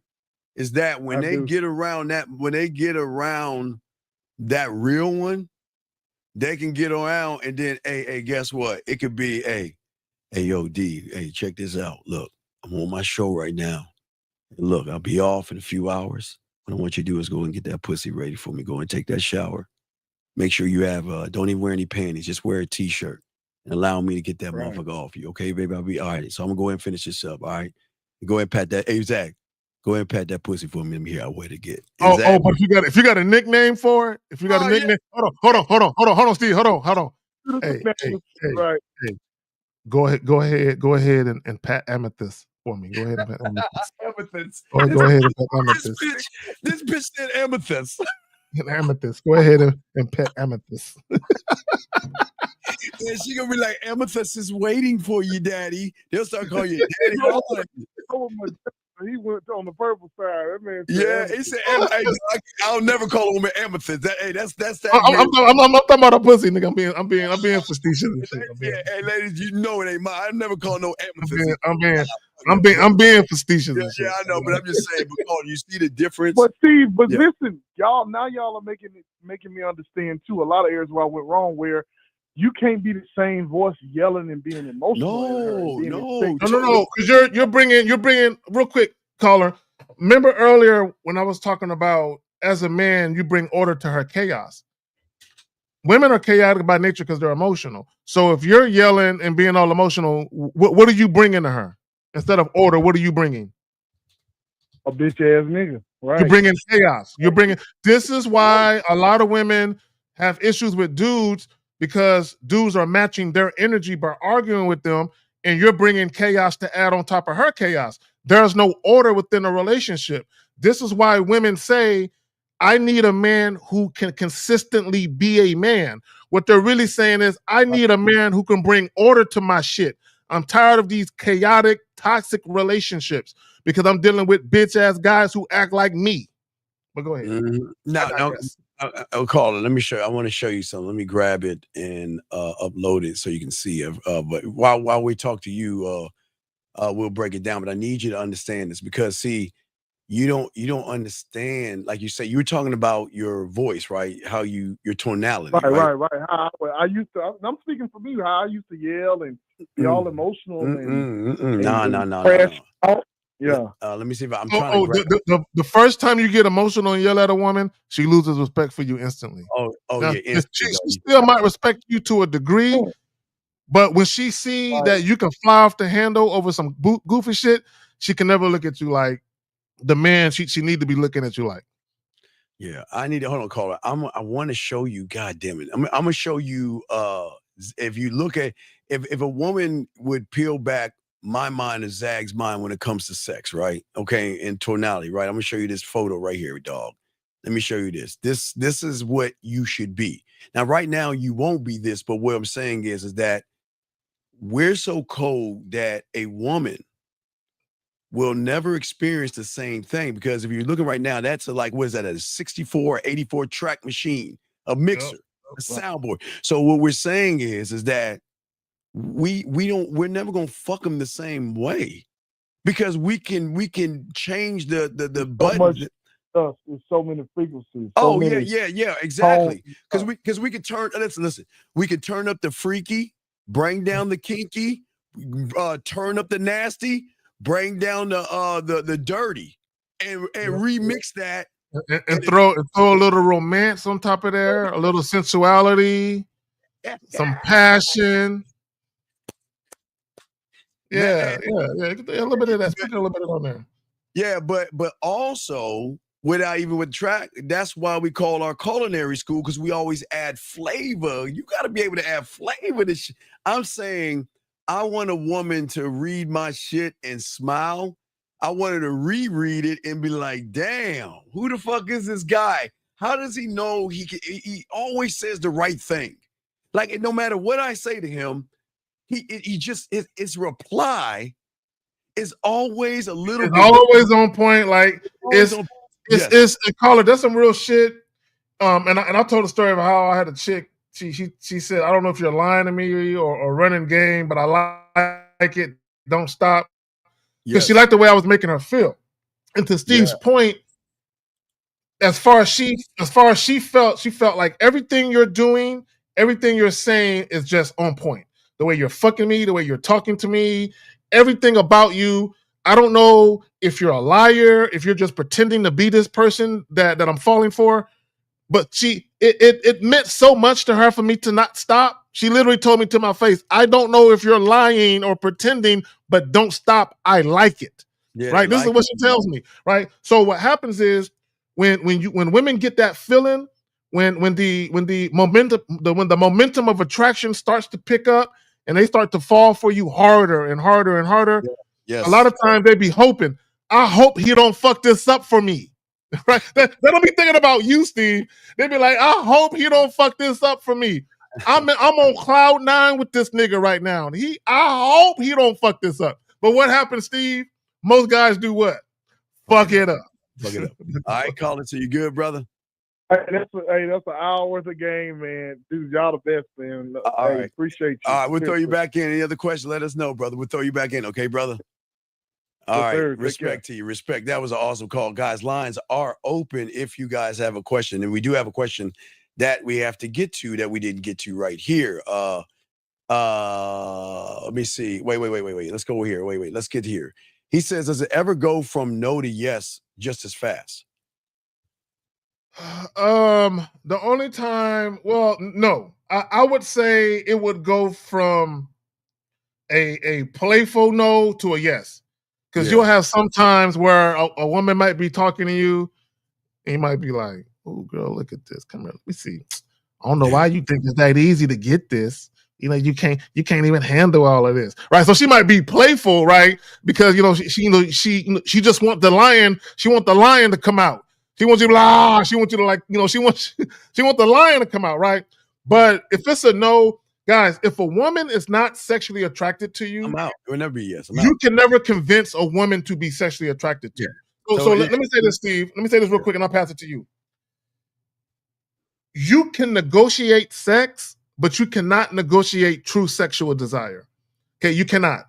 Right? When you talk about porn and OnlyFans and prostitutes and all of that, you can negotiate sex, but a woman's true sexual desire for a man cannot be negotiated. It's always going to be genuine. When a woman is really fucking with you and she wants you inside of her, like yesterday, that's a real burning, sincere, genuine thing. You can't negotiate that, but you can negotiate sex. All right, we got a call 240. What's your name? What's your question, brother?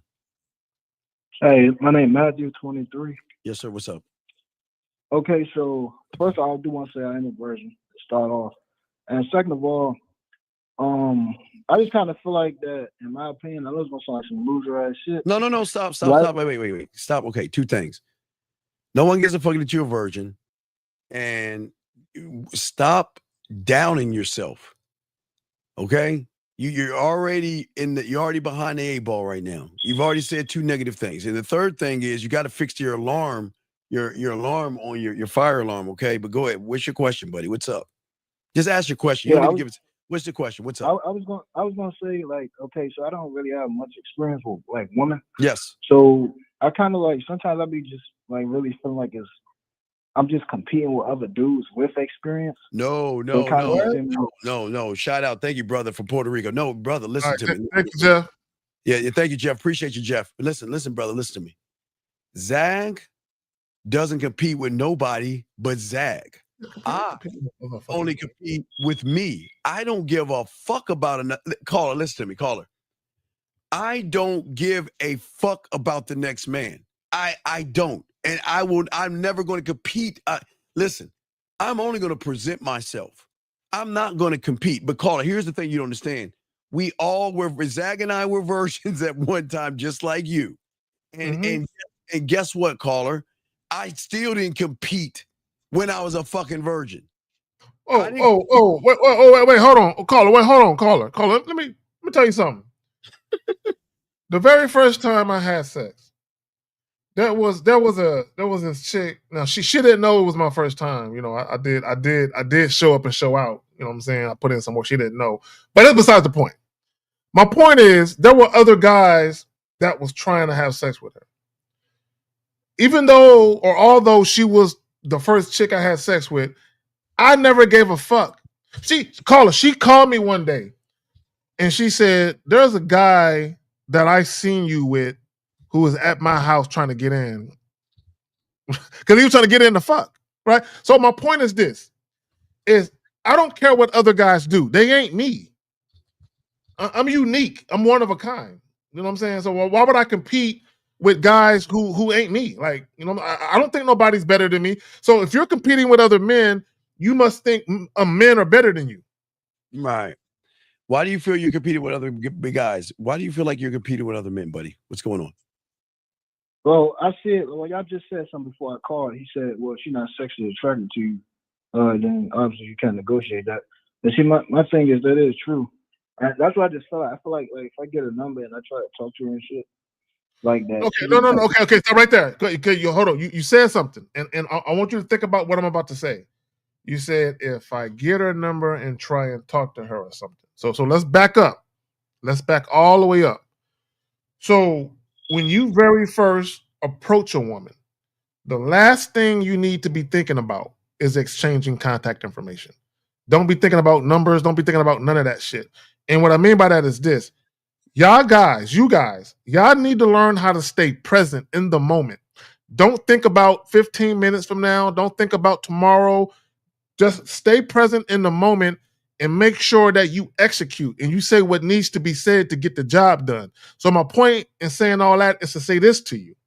When you very first meet a woman, before you even get to the point where you're talking about exchanging contact information, you need to get that woman to verbally consent to you that she's down to do what you want her to do. if you're trying to take her out on a date, if you're trying to hook up at the whatever it is you're trying to do with this young woman, it makes more sense for you to let her know right now, and right now, face to face, when you first meet, let her know what your plans are, and then let her respond to that.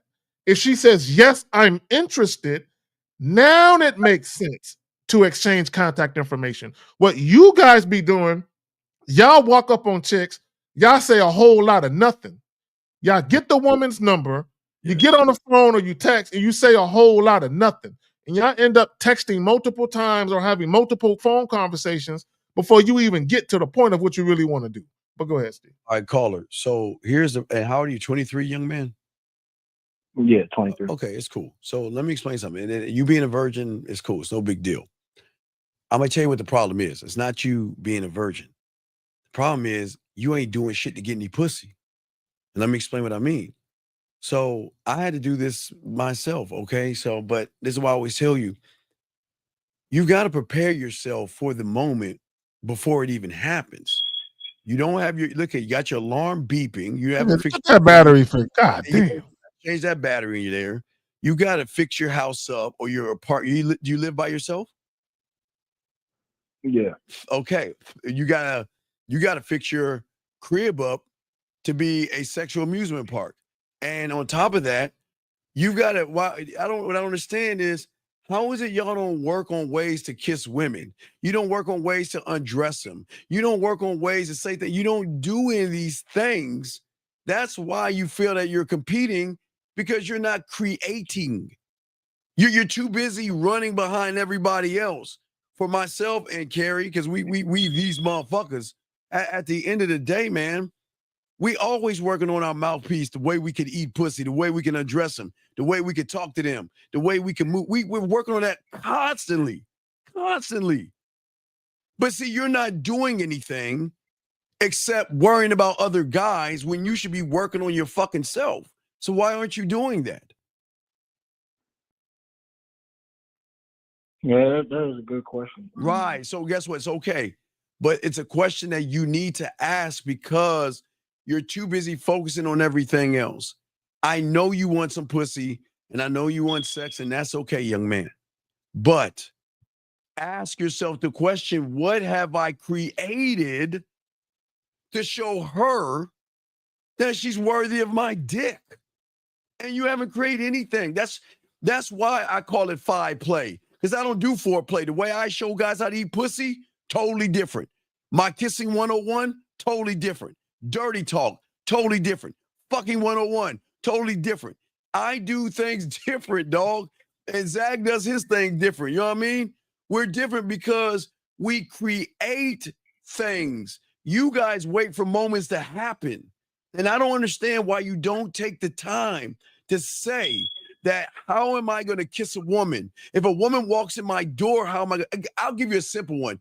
Like a woman knocks on your door. Tell me what have you created to greet a woman at your door? What are you going to do? Just open the door for her? Yeah, more likely. Yeah. Why? What is this? Why? Why not say when I open up the door, I'm going to look her up and down.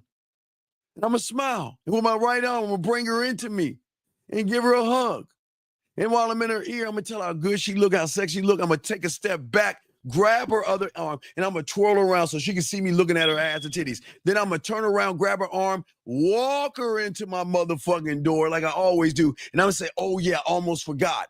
Then I'm going to turn around, grab her hips, let her ass close the damn door. And then I'm going to say, oh, yeah, I forgot, and then give her a kiss. I knew there was something I forgot. You see that, caller? That's one of million of ways that I can greet a woman at my fucking door. But I created it. Because I don't want to be hey, come on inside. Hey, come on inside. Come inside. Like Zach and I, we're an experience. I want you to be like, oh my God, how he's gonna greet me now? How he's gonna greet me today, Zach? What is he gonna do today? So caller, I've literally had women come through the door, and now this is specifically if I told them what to wear. Like, oh yes, like I would literally tell some chicks, not all women, but some chicks, I was like, look, hey, when you come over to my shit, I want you to wear something sexy and easy to remove. Something you might wear to bed if you was by yourself playing with yourself. I want you to wear that shit to my crib, right? So, or it might be something like a spaghetti strap dress. I like spaghetti straps. You know what I'm saying? There's something about form-fitting spaghetti straps, right? Or a sundress, right?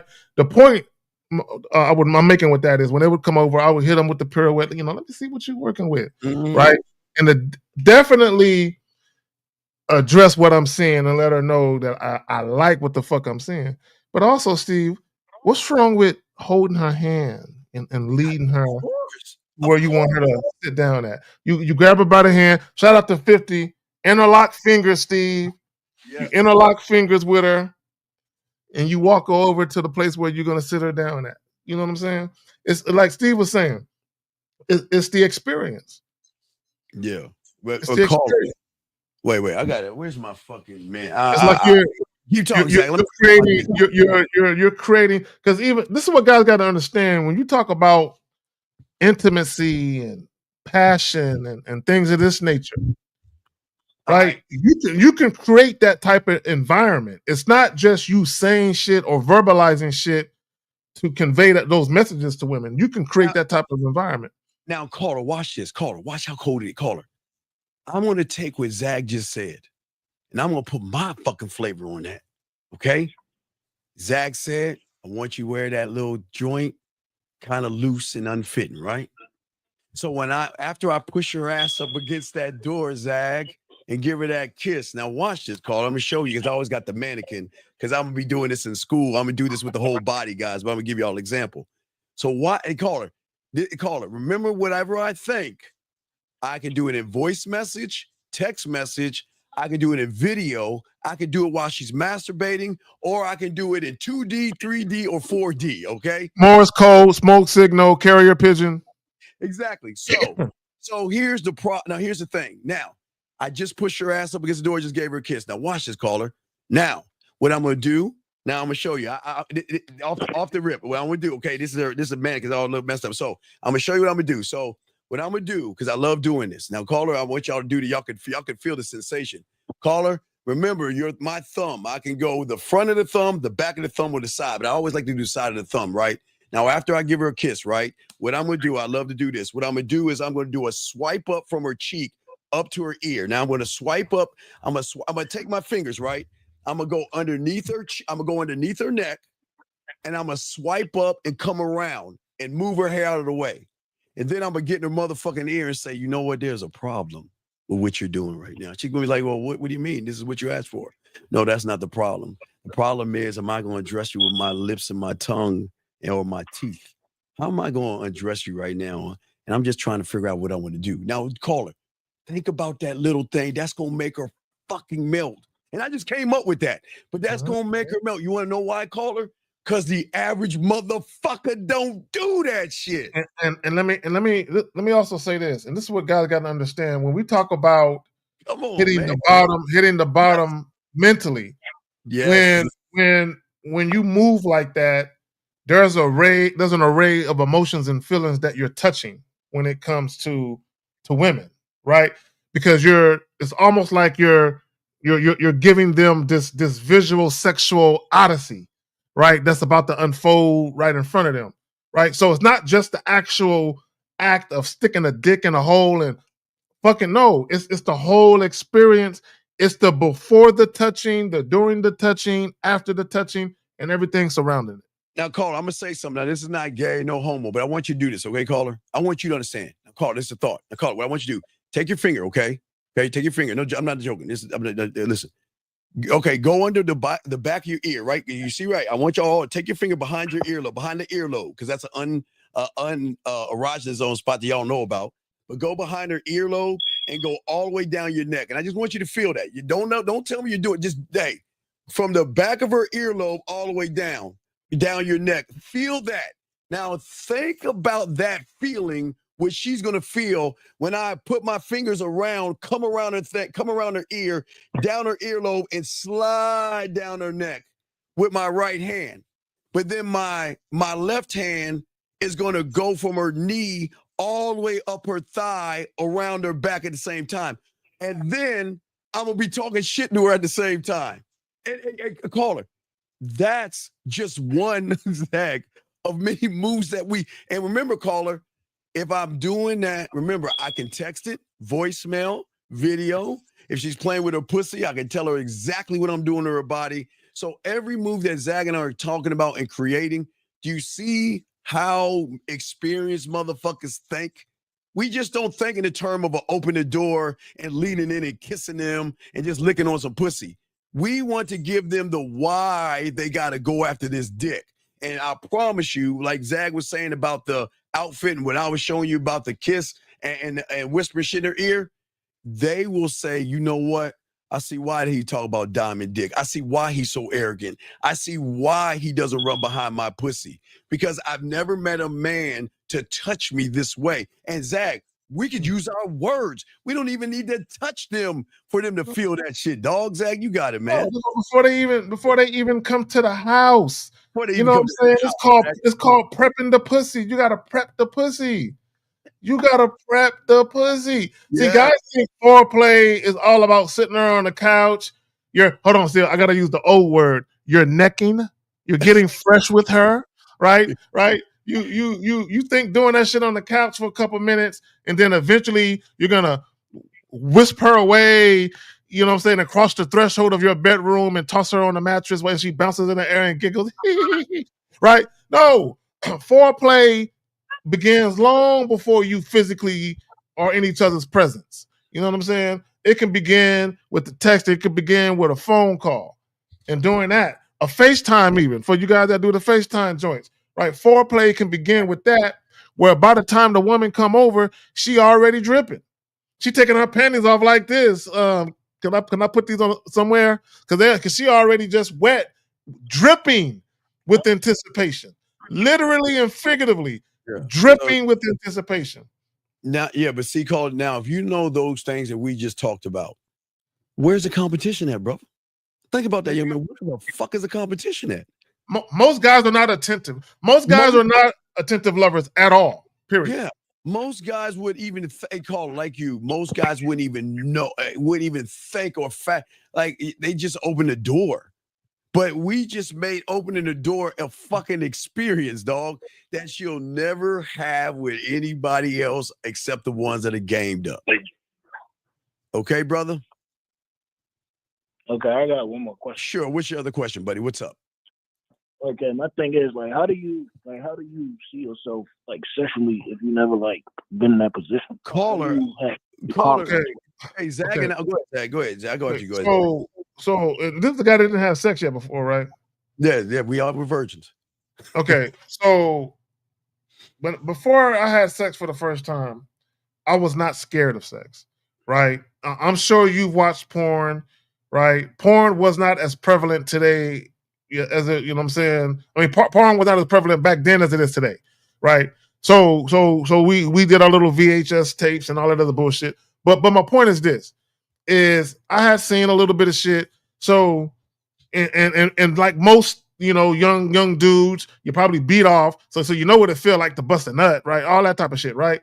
So I wasn't scared or worried or anything, right? I wasn't thinking about, am I going to be good or not, right? See, the reason why a lot of you guys are more worried about whether you're going to be good or not now versus how we were back then, because I never heard guys talk about that shit back then. But the reason why y'all are worried about that now is because y'all watch so much porn, and a lot of you guys, you're comparing yourself to what you see in porn. You know what I'm saying? And you think if I'm not working with that, or if I can't do that to a chick, she ain't gonna stick around. So you're comparing yourself to porn, right? And it's just motherfuckers fucking on tape, you know what I'm saying, for some money, right? So don't, and I never compared myself to that. Right. My thing is I was already confident. You don't have to do something and be good at it to have confidence in doing it. Right. Caller, check this out. So caller, I'm a little older than Zach, a few years older, but from the 90s when everything was in black and white, when I was young, I'm gonna show you, this was our porn. So we saw that. I saw that. As we start, we would have the squiggly lines and maybe we could see a nipple or something right there. That was our porn, unless unless, now remember, this is going to make you laugh, caller, but back in our day, only the rich kids had HBO and Cinemax. We, you know, you or You can microwave. watch Porky's, all the little movies. No, it was Cinemax showed soft porn. So the only way that I could see it in real time was soft porn. Was we had sleepovers, sleep over our boy's house, spend the night or whatever. So why would you call it a sleepover? That sounds a little off. Why can't you just call it like male bonding or something? Like, I don't know. No, we were kids, bitch. You made my fuck you. I know.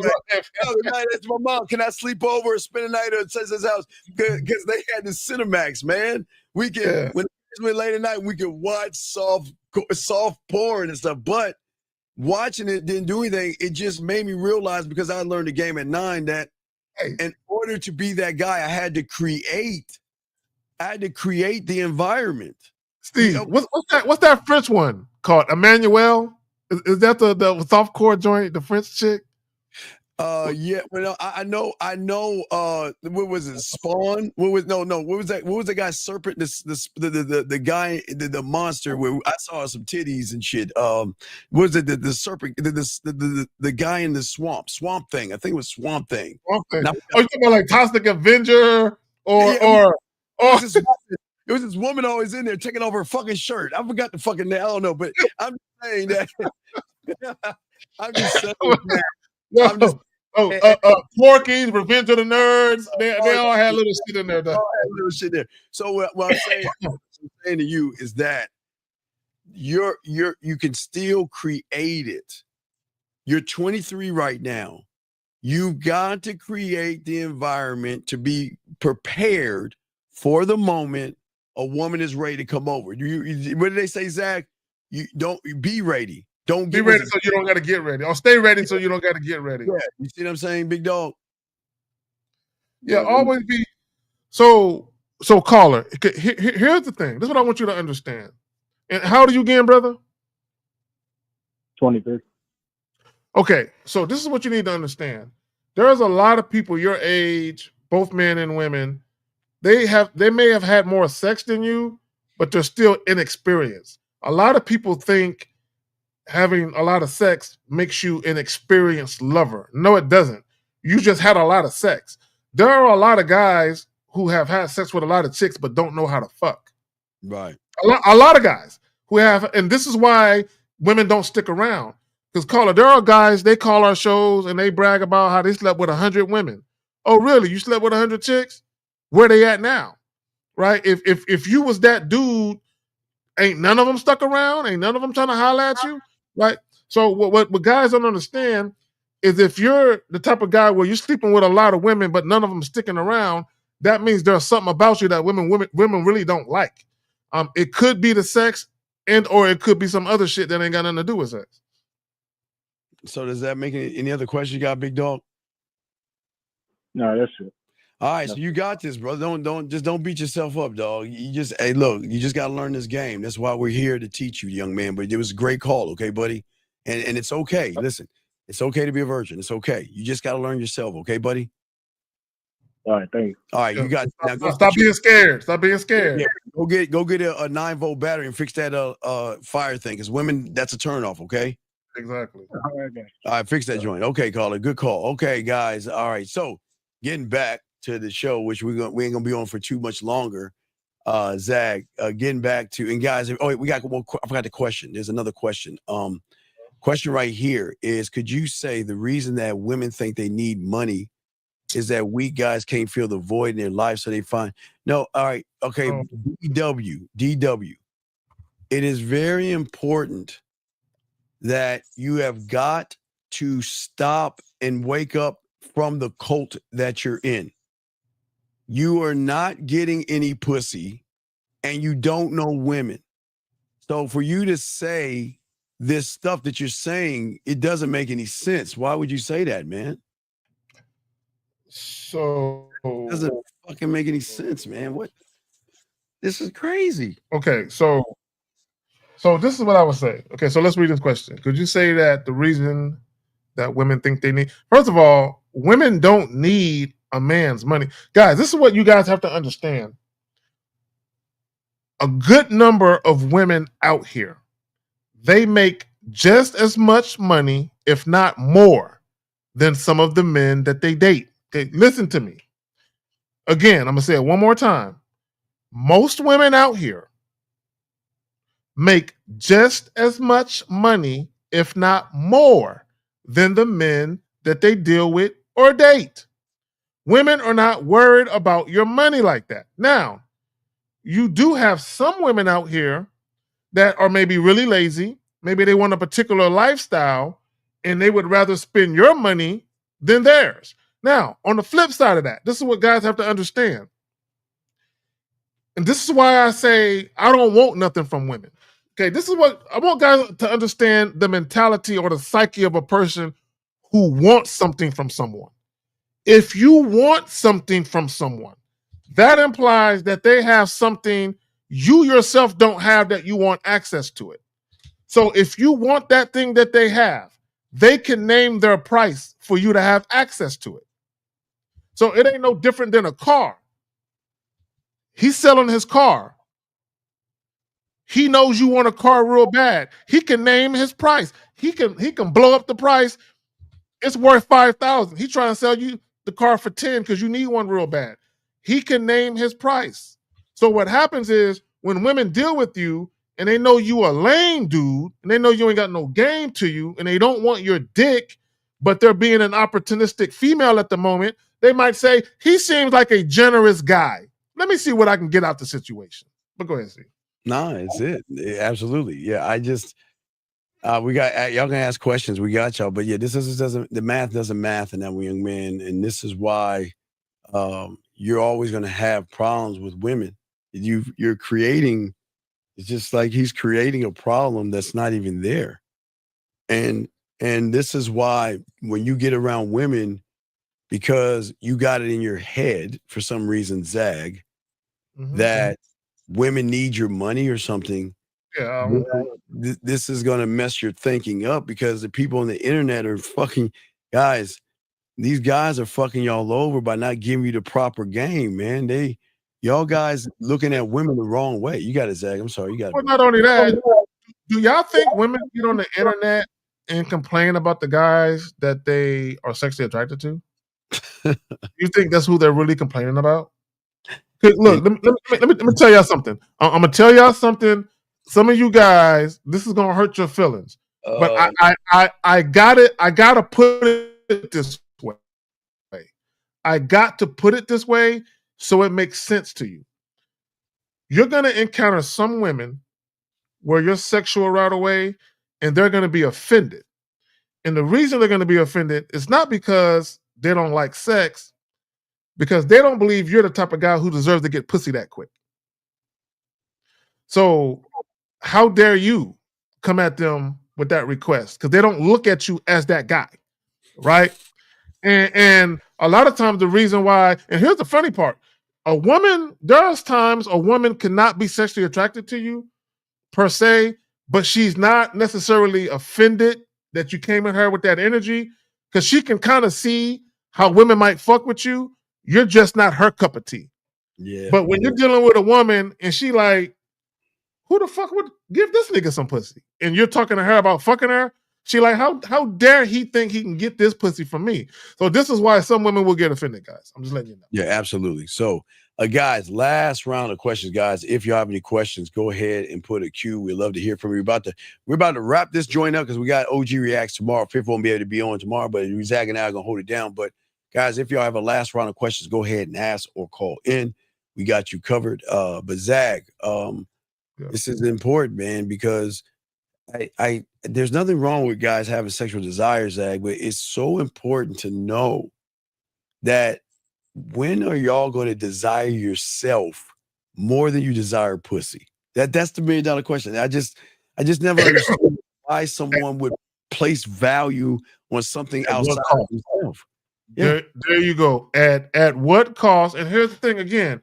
We're all heterosexual men, warm-blooded men.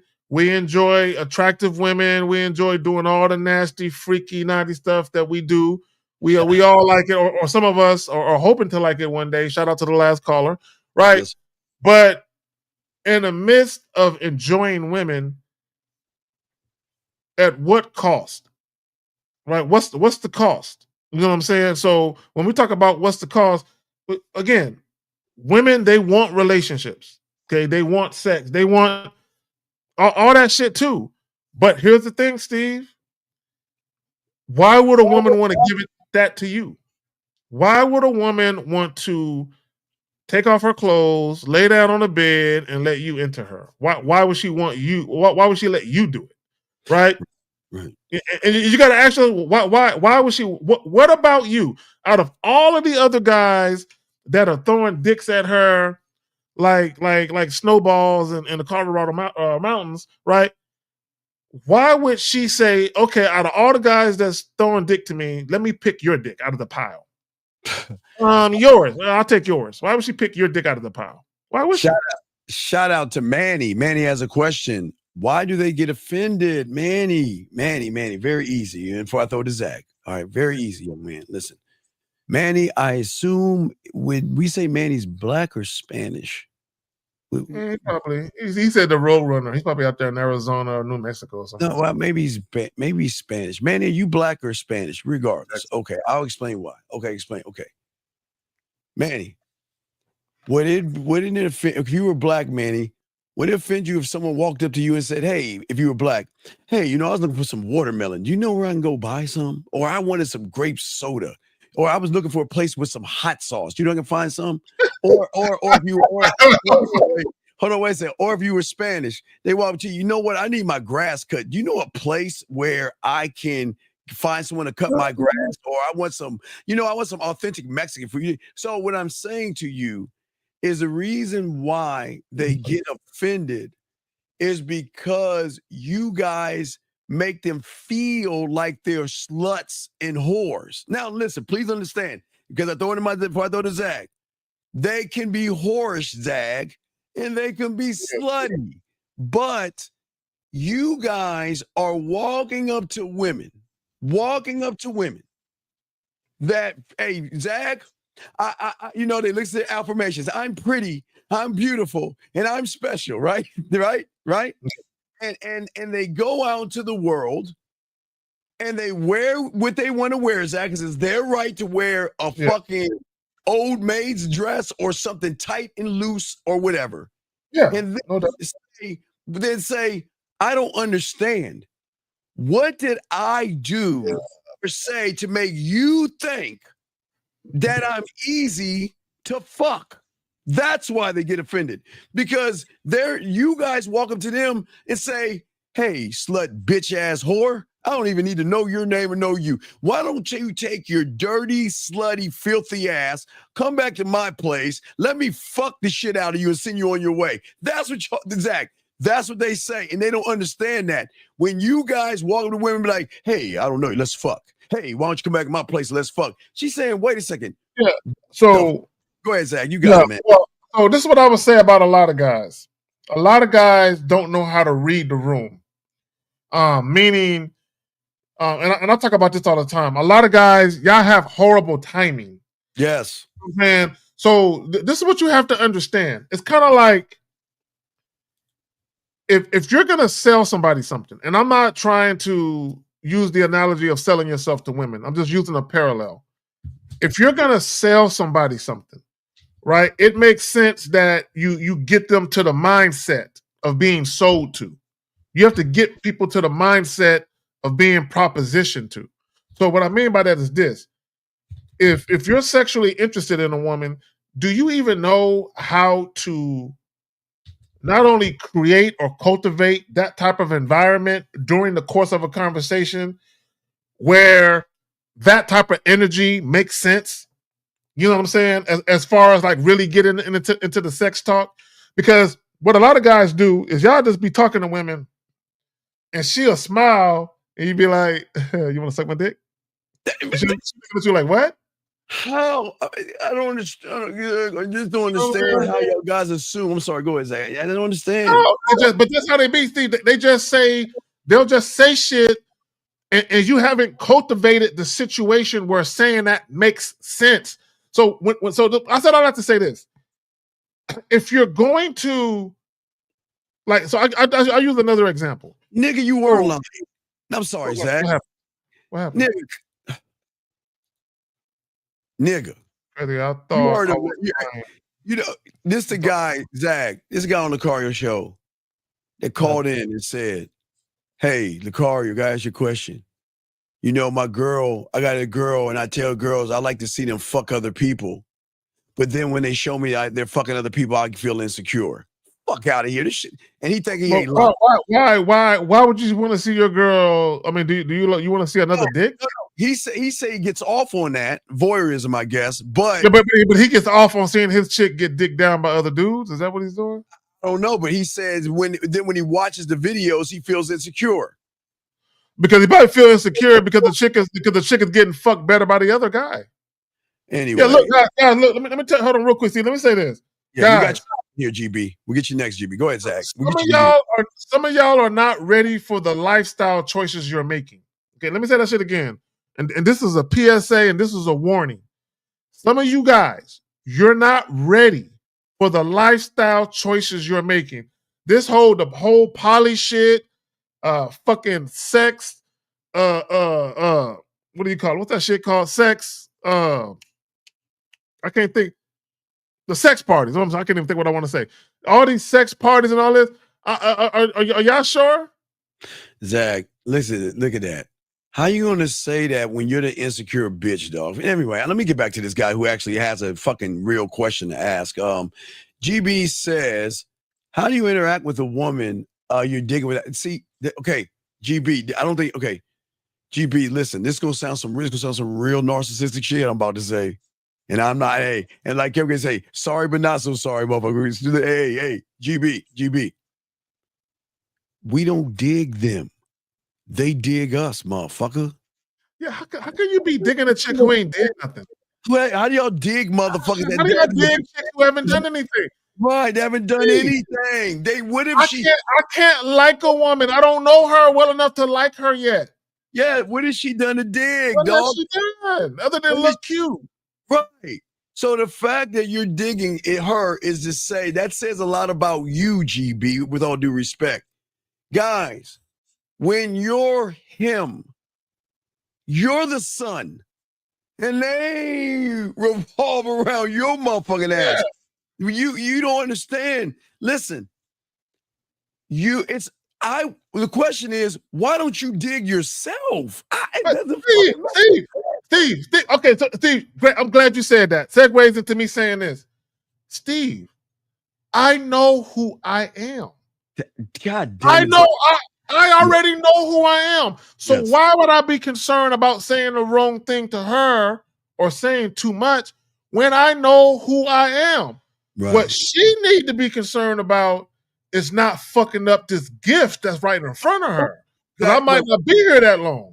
Zach, please say that again, because I think that went over there. Can you please? She needs to be concerned about is not fucking up this gift that's right in front of her, because I might not be here this long. Remember, what did I say earlier? I don't want nothing from a woman. Women, I don't want your pussy. Keep your shit. I don't want your pussy. I don't want it. That's why they want to give it to you, because you know what I'm saying. This is why I tell women, bro, you ain't got to do nothing you don't want to do, baby girl. Exactly. Steve, do you know what's better than a dick being inside a woman? What? A dick that got there because she put it there, not because you did. Steve, no hands, Steve. I didn't touch it the whole time. She the one that guided it where I needed to go. Hey, that's that game, son. Hey, GB, that's what we're trying to say, GB. When you dig yourself, you'll stop digging them. And the reason the problem is for all you guys is that why are you digging her? And what has she done? Guys, remember, guys, okay, wait, you know we can dig? When Zach says, you know what, I want you to come in something loose fitting. And she follows instructions. Mm-hmm. Zach, we can dig that. We dig that. I dig that. We dig I that. dig the fact that she wore exactly what I told her to wear. We dig that. But I'm digging that. But guys, women, y'all have got to stop running behind women like they're special. And watch this, guys. We're not mean. We're not saying anything mean or anything bad. We're saying that you've got to prove you're special to us, because we're not going to take it as if you're saying it. You see what I'm saying?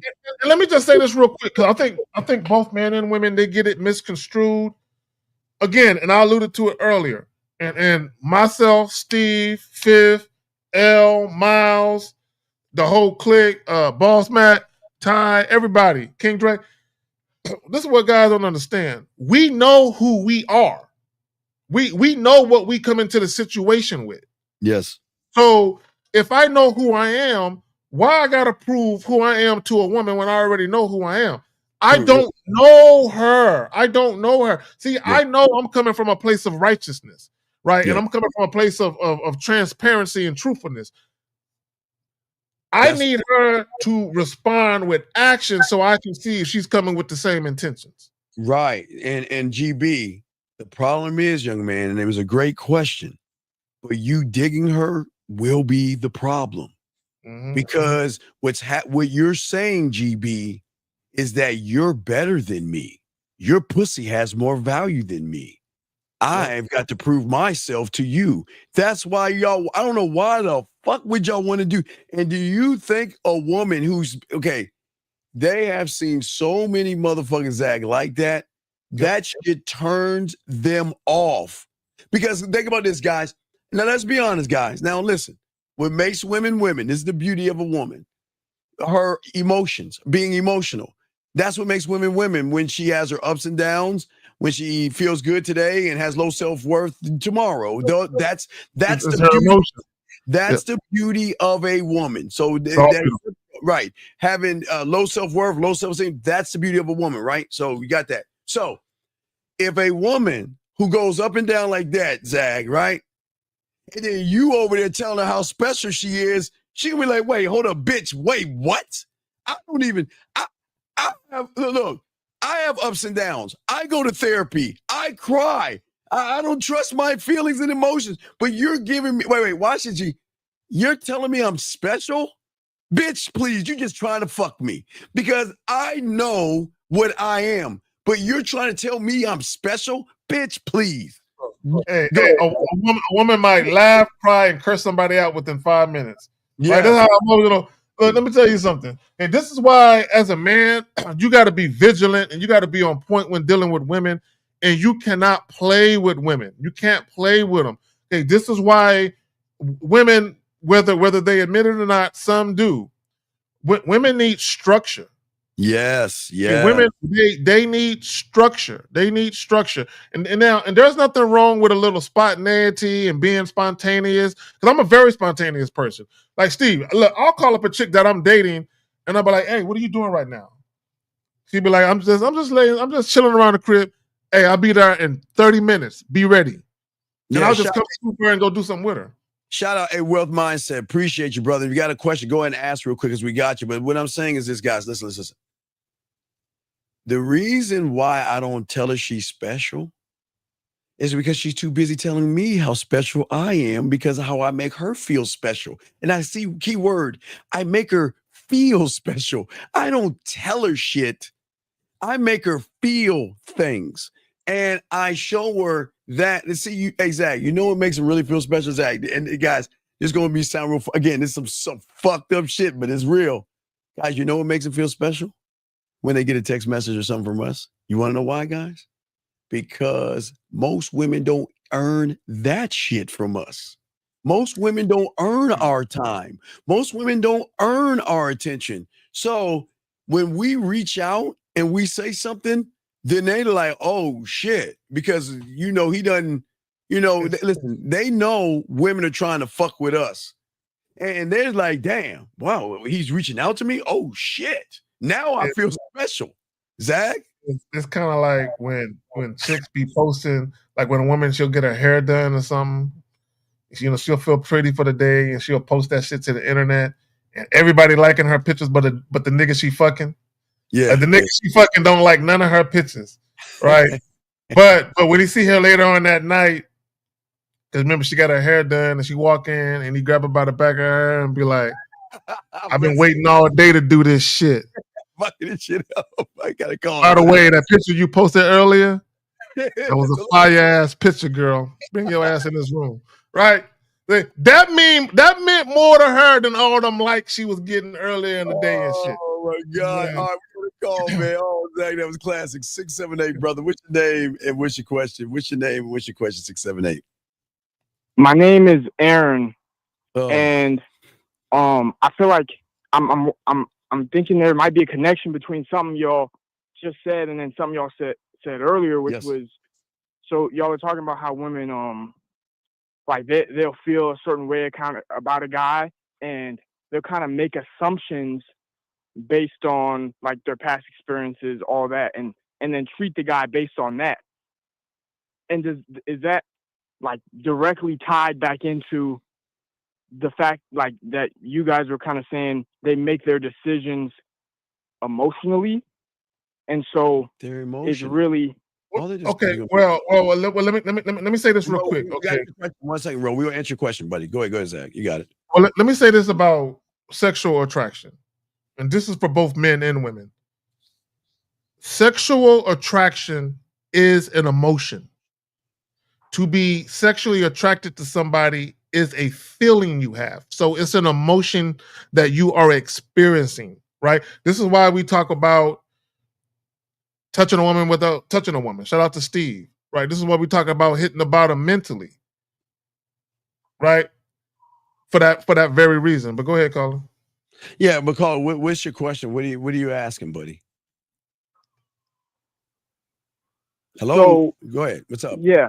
So is the point not whether or not you like logically are something, or like you can fuck, or you know, you are a man, Okay. So hold on real quick. I know what you're thinking. So let's talk about logic or being pragmatic or practical, right? Let's just talk from a man's perspective, right? Okay. The reason why you have to employ logic or rational thinking is because anytime you're motivated to make decisions mainly from your feelings or your emotions, you're going to make mistakes a lot of times when you're mainly motivated to make decisions and choices based on your feelings, which is why I can be dealing with a woman, for instance, and I can like this chick. Like, I like this chick, right? But there are certain decisions I won't make when dealing with her because from a logical perspective, it doesn't make sense to do that yet, right? I just met her. It's too soon, right? But I like her, but it's too soon to introduce that because I understand from a logical standpoint that if I introduce this, it's going to fuck with her emotions because I'm not prepared to consistently do it. Right. You know what I'm saying? Yeah. So, Carl, okay, we're trying to understand what you're saying right here, buddy. Like, ask your question again. I'm trying to understand it. Okay. So what my question is, I'm trying to understand if like that connection between a woman's emotional thinking and emotional decision making to a man's logic, and if there is some kind of connection there, like well, okay. So again, I don't think y'all guys understand the rules of the game. Okay, so what is the greatest favor that the world has done for Zag and I? What is the greatest thing? One of the greatest things the world.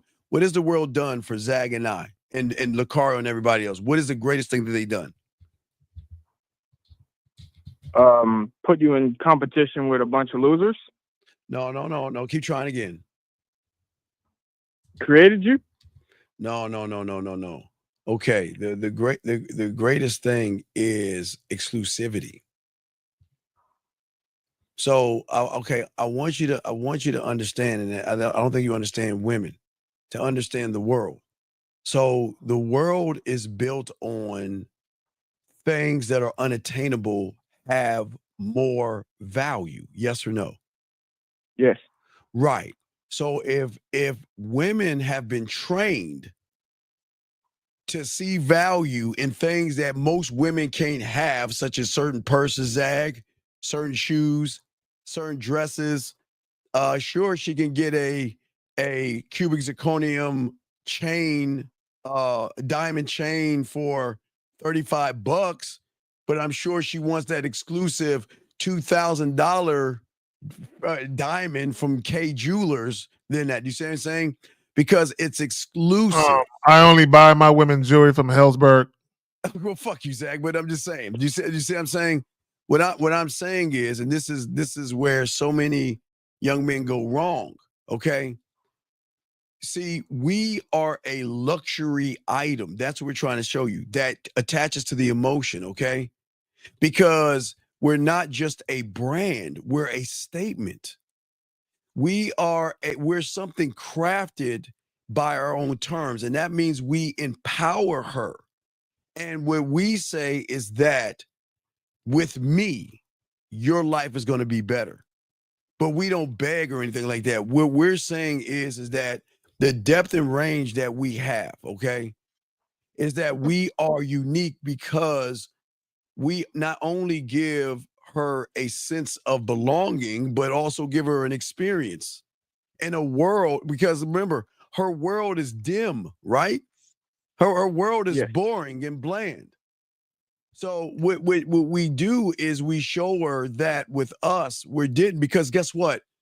The thing about exclusivity unlocks sexual. Now let's move to the sex, Zach, because it also unlocks the allure of the forbidden.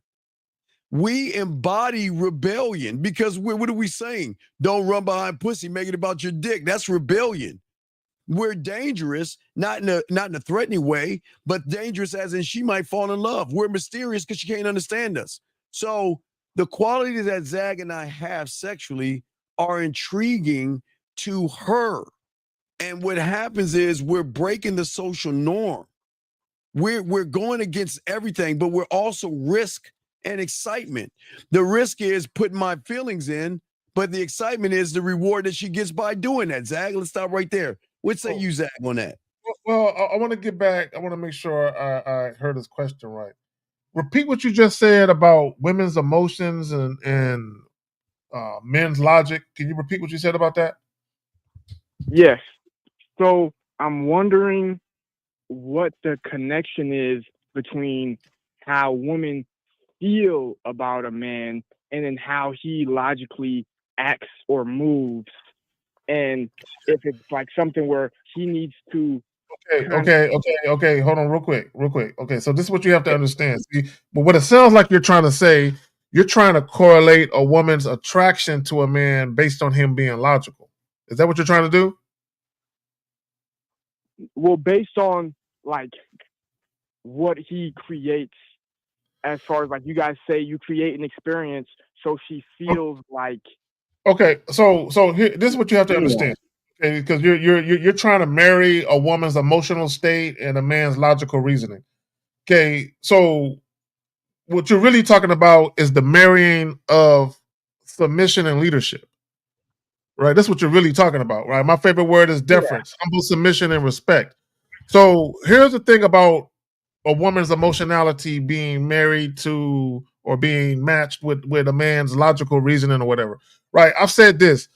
Femininity yields to masculinity, meaning when a woman comes into contact with a masculine man who actually knows how to lead, she's going to yield to that. Right? The problem with a lot of guys is they're too analytical. So when you're too analytical, you don't understand the woman's emotions. See, on one hand, you cannot let a woman's emotions fuck with your mood, but you also have to understand what's happening with a woman's emotions so you don't make mistakes that contribute to her emotions being negative towards you. Does that make sense? Yes. So caller. So yes, as I was saying, again, like Zach's saying, see, what you don't understand is that we are driven by our own set of standards, unlike y'all guys that seek validation and approval, okay? We don't offer ourselves freely to women. They don't get that access.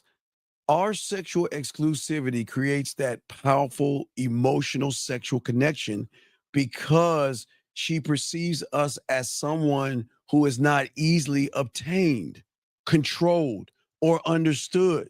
And that's the thing that's why Zag is intriguing to a woman. He doesn't try to be, he just is. Oh, I'm just chilling. Right, because his exclusivity, okay, is one of the most important weapons because guess what? People, I keep telling y'all don't understand, like I said before, the marketing, they've set you up perfectly. Women are always going to crave what they can't easily have, okay? We don't make ourselves available to everybody, what? And women must prove her worth to get our attention, meaning making every moment with us more meaningful, brother. Right there. Moments. Guys, when you deal with women, specifically when you're meeting women for the first time. Yes. Moments in time. You're stringing together moments in time like a beautiful quilt. Just beautiful. Moments in time.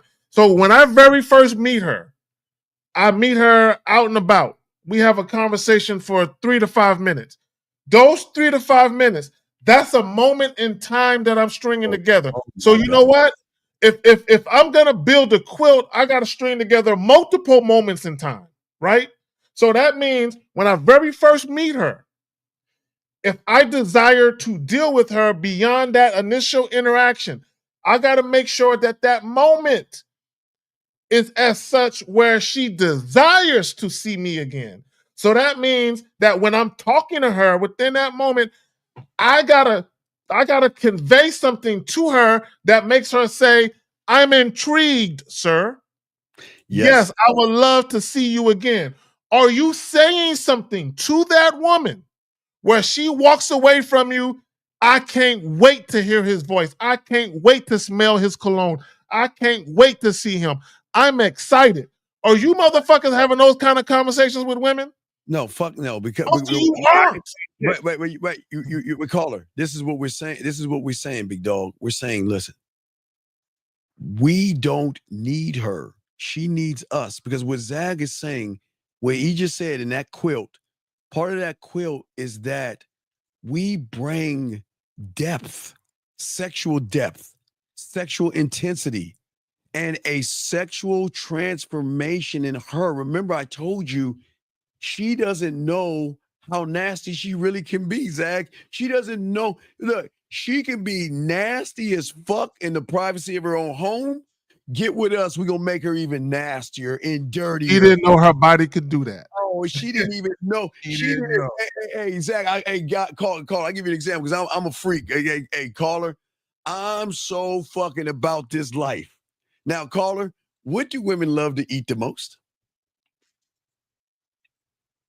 I'm not sure. Come on, it's a layup, dude. What do women love to eat the most? Come on, dude. Healthy. Think healthy. Oh, what? Okay. What? Healthy. Come on, dude. This is salad, dumb fruit? fuck. Salad, dumbass. Salad. Yeah, to stay skinny and shit. Jesus fuck, man. Listen. On her salad, she'll put maybe some croutons, Zag. She'll put some tomatoes, maybe, chop up some eggs, put a little bit of cheese on there, and cucumbers. And cucumbers. Oh, women love cucumbers. So caller. I want you to feel your boy on this. Because y'all don't think how nasty. You don't know the freak that you can bring out in a woman. But look, hey.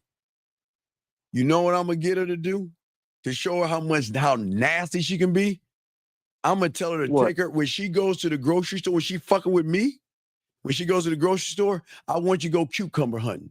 Find a cucumber that you want to use to fuck yourself with me. Now, listen, call now. Look how crazy that sounds. Because a lot of people will say, oh, there's no way a woman will fuck herself with a cucumber. No way. Hey. When you're him, and as Zach, I say, you don't know how nasty women can be. They don't know, Zach. The neck of a beer bottle. Also, caller, Finger grapes. Yeah. If you tell a chick, yes. I like to eat my grapes with no hand out of things. Yes. Oh Yeah. yes. So Absolutely. if you can find a picture of finger grapes and what a brother would do with finger grapes. Yeah. So women don't call this to us. They don't even know how nasty they can be until they meet the right person that says, guess what? It's okay to be as nasty as you want to be because, hey, whatever you and I are, I'm never going to throw that in your face. Never going to judge you, laugh at you, or ridicule you. I'm going to appreciate you because guess what? She's going to appreciate us that much more for unlocking something that she never thought was there.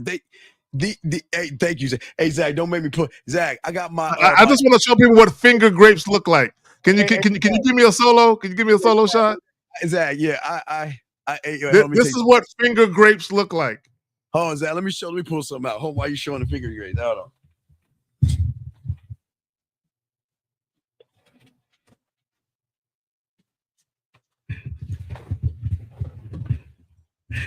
Hey, Zach, let me show you how nasty I am, Zach. I gotta cover it up. Now, caller.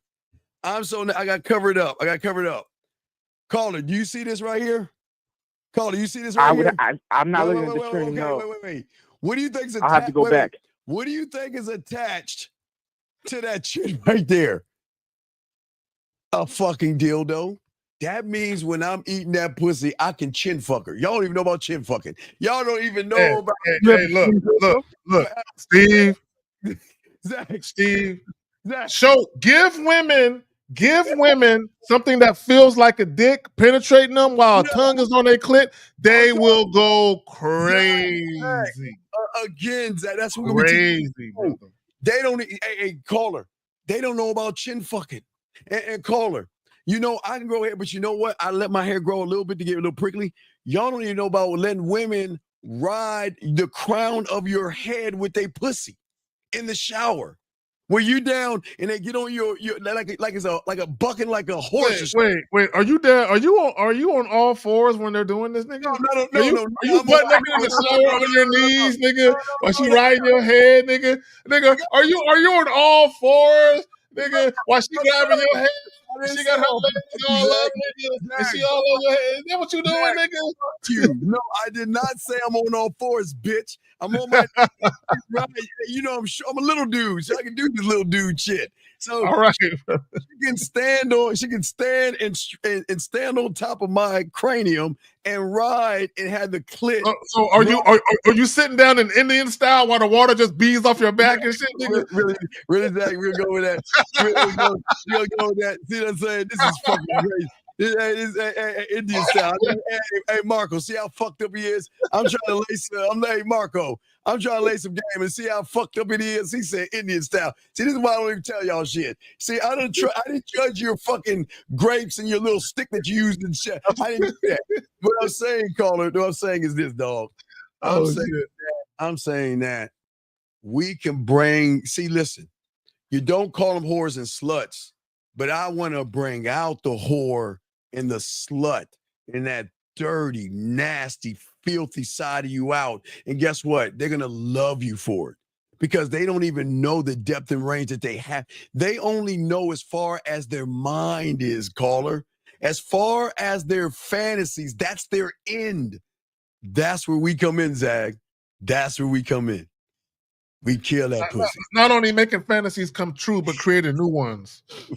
Creating new ones. Look, let me tell y'all something. Contrary to popular belief, there are women out here that want to be taught new things sexually. Oh, because there's a lot of women out here that understand that the depths of their sexuality haven't really been touched. That there's a lot more to their bodies. Yes. That they haven't experienced. And not only their bodies, but their minds. Look, man, do y'all not understand where you can take a woman's mind? Don't get it. I don't think guys understand the not only the power of the mind, but the power of influence when a woman is really feeling you. Oh, yeah. I said this, the more attracted a woman is to you, the more influence you have in those moments. The problem with a lot of you guys, my bad, Steve, let me say this real quick.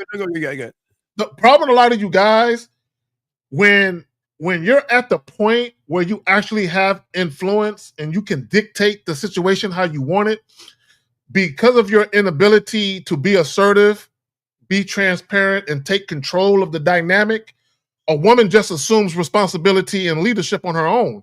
That's why a lot of times you guys will deal with women and they seem like they're interested, but then they start leading you and dictating to you.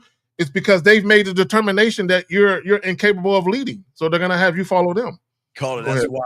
Caller, why do you think since I've been doing this shit, I want to be a landowner? I don't want nothing but land. That's all I want.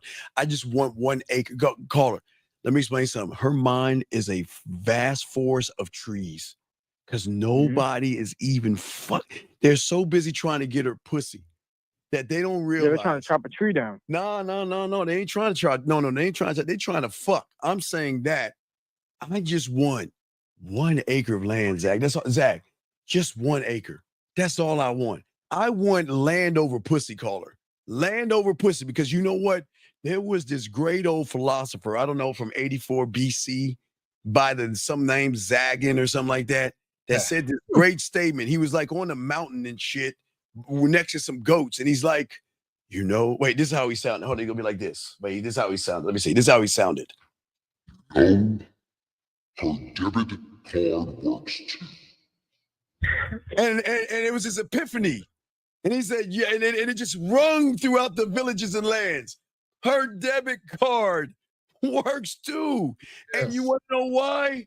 Because when you're him, they paying for that dick. Guys, wait, hold on, wait, Zach. We might do a show. Do you guys think they get the dick for free? Zach, y'all think they get it for free? Oh, Zach, do you guys think that they get the dick for free? No, they earning that dick. Hey, Zach, how do you swipe? Wait, Zach, how do you swipe that debit card down? How do they swipe that shit? They tap it, or they can tap it or swipe it. Yeah, however you want to do it.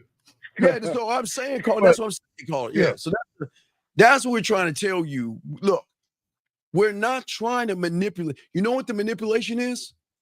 Is when her mind, her reality, her belief systems and judgments and morals says, stay away from Carrie. He's no good. Stay away from him. He's not the right person for you. And then her pussy's thinking something else. Man, I gotta fuck him. Stay away from him. Yeah. Well, and let me say this, caller. Do you know why women don't spend money on most of the men that they date? You want to know why? Why? Now, peep game. This is how I'm going to answer the question you just asked. Would you agree that women spend money on things that they value? Definitely, quickly. So now, do you know why women don't spend money on most of the men that they date? They don't actually value them. Peep game. Now, I'm gonna take you here. Right? A lot of guys think because women are dealing with them or because they have access to a woman sexually, they think that they're winning. But I'm gonna show you how you know you're not winning. Give that woman some instructions that involve her spending money and see how she responds to you. That's gonna tell you exactly what level of influence you got. So check this out. I did a video probably about 2 years ago or so, maybe a little bit longer. And basically, it was some messages between this young lady and this young man. And he was upset with her because he had been dating her for a while. And she ain't never spent no money on him. So he asked her. Now, this is all in messages, right? So I'm reading this shit in the video that I did. And I'm showing you guys what was happening between them. So he asked her, you wouldn't spend no money on me? And she was like, no, you the man. That's your job. And he was like, so you wouldn't buy me like a barbecue plate that costs like $9? She was like, why the fuck would I spend $9 on you when I can spend that shit on me? Right? So he says, man, that's fucked up considering that I spent hundreds of dollars taking you out. And she was like, that's your job, nigga. Right? So this is what I'm trying to say. Do you think she would have talked like that to every guy she was fucking with? Oh, hell no. No, but she was only talking like that to him. Why do you think that is? Why do you think that is?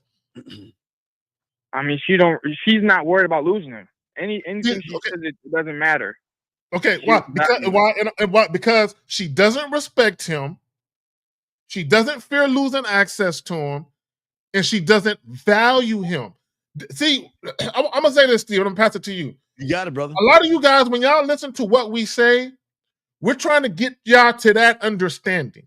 Do you not understand? She will tell you, nigga, I ain't spending a penny on you. Then she'll turn around and buy this man not only the new Xbox, but 3 games that go with it. She'll find out that this nigga is going out of town to go to a funeral to bury his uncle. When he get there, there's an envelope with $500 in it. And there's a note saying, I'm sorry, baby, you had to go visit your family for this reason, but have fun with your family. Ask me how I know. Zach, you know what's so cool they don't get?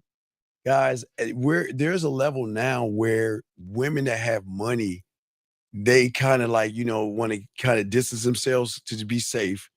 They'll have a travel agency call you and say, look, here's the plan. Here's your itinerary. You're going to get picked up at this time by Uber Black, right?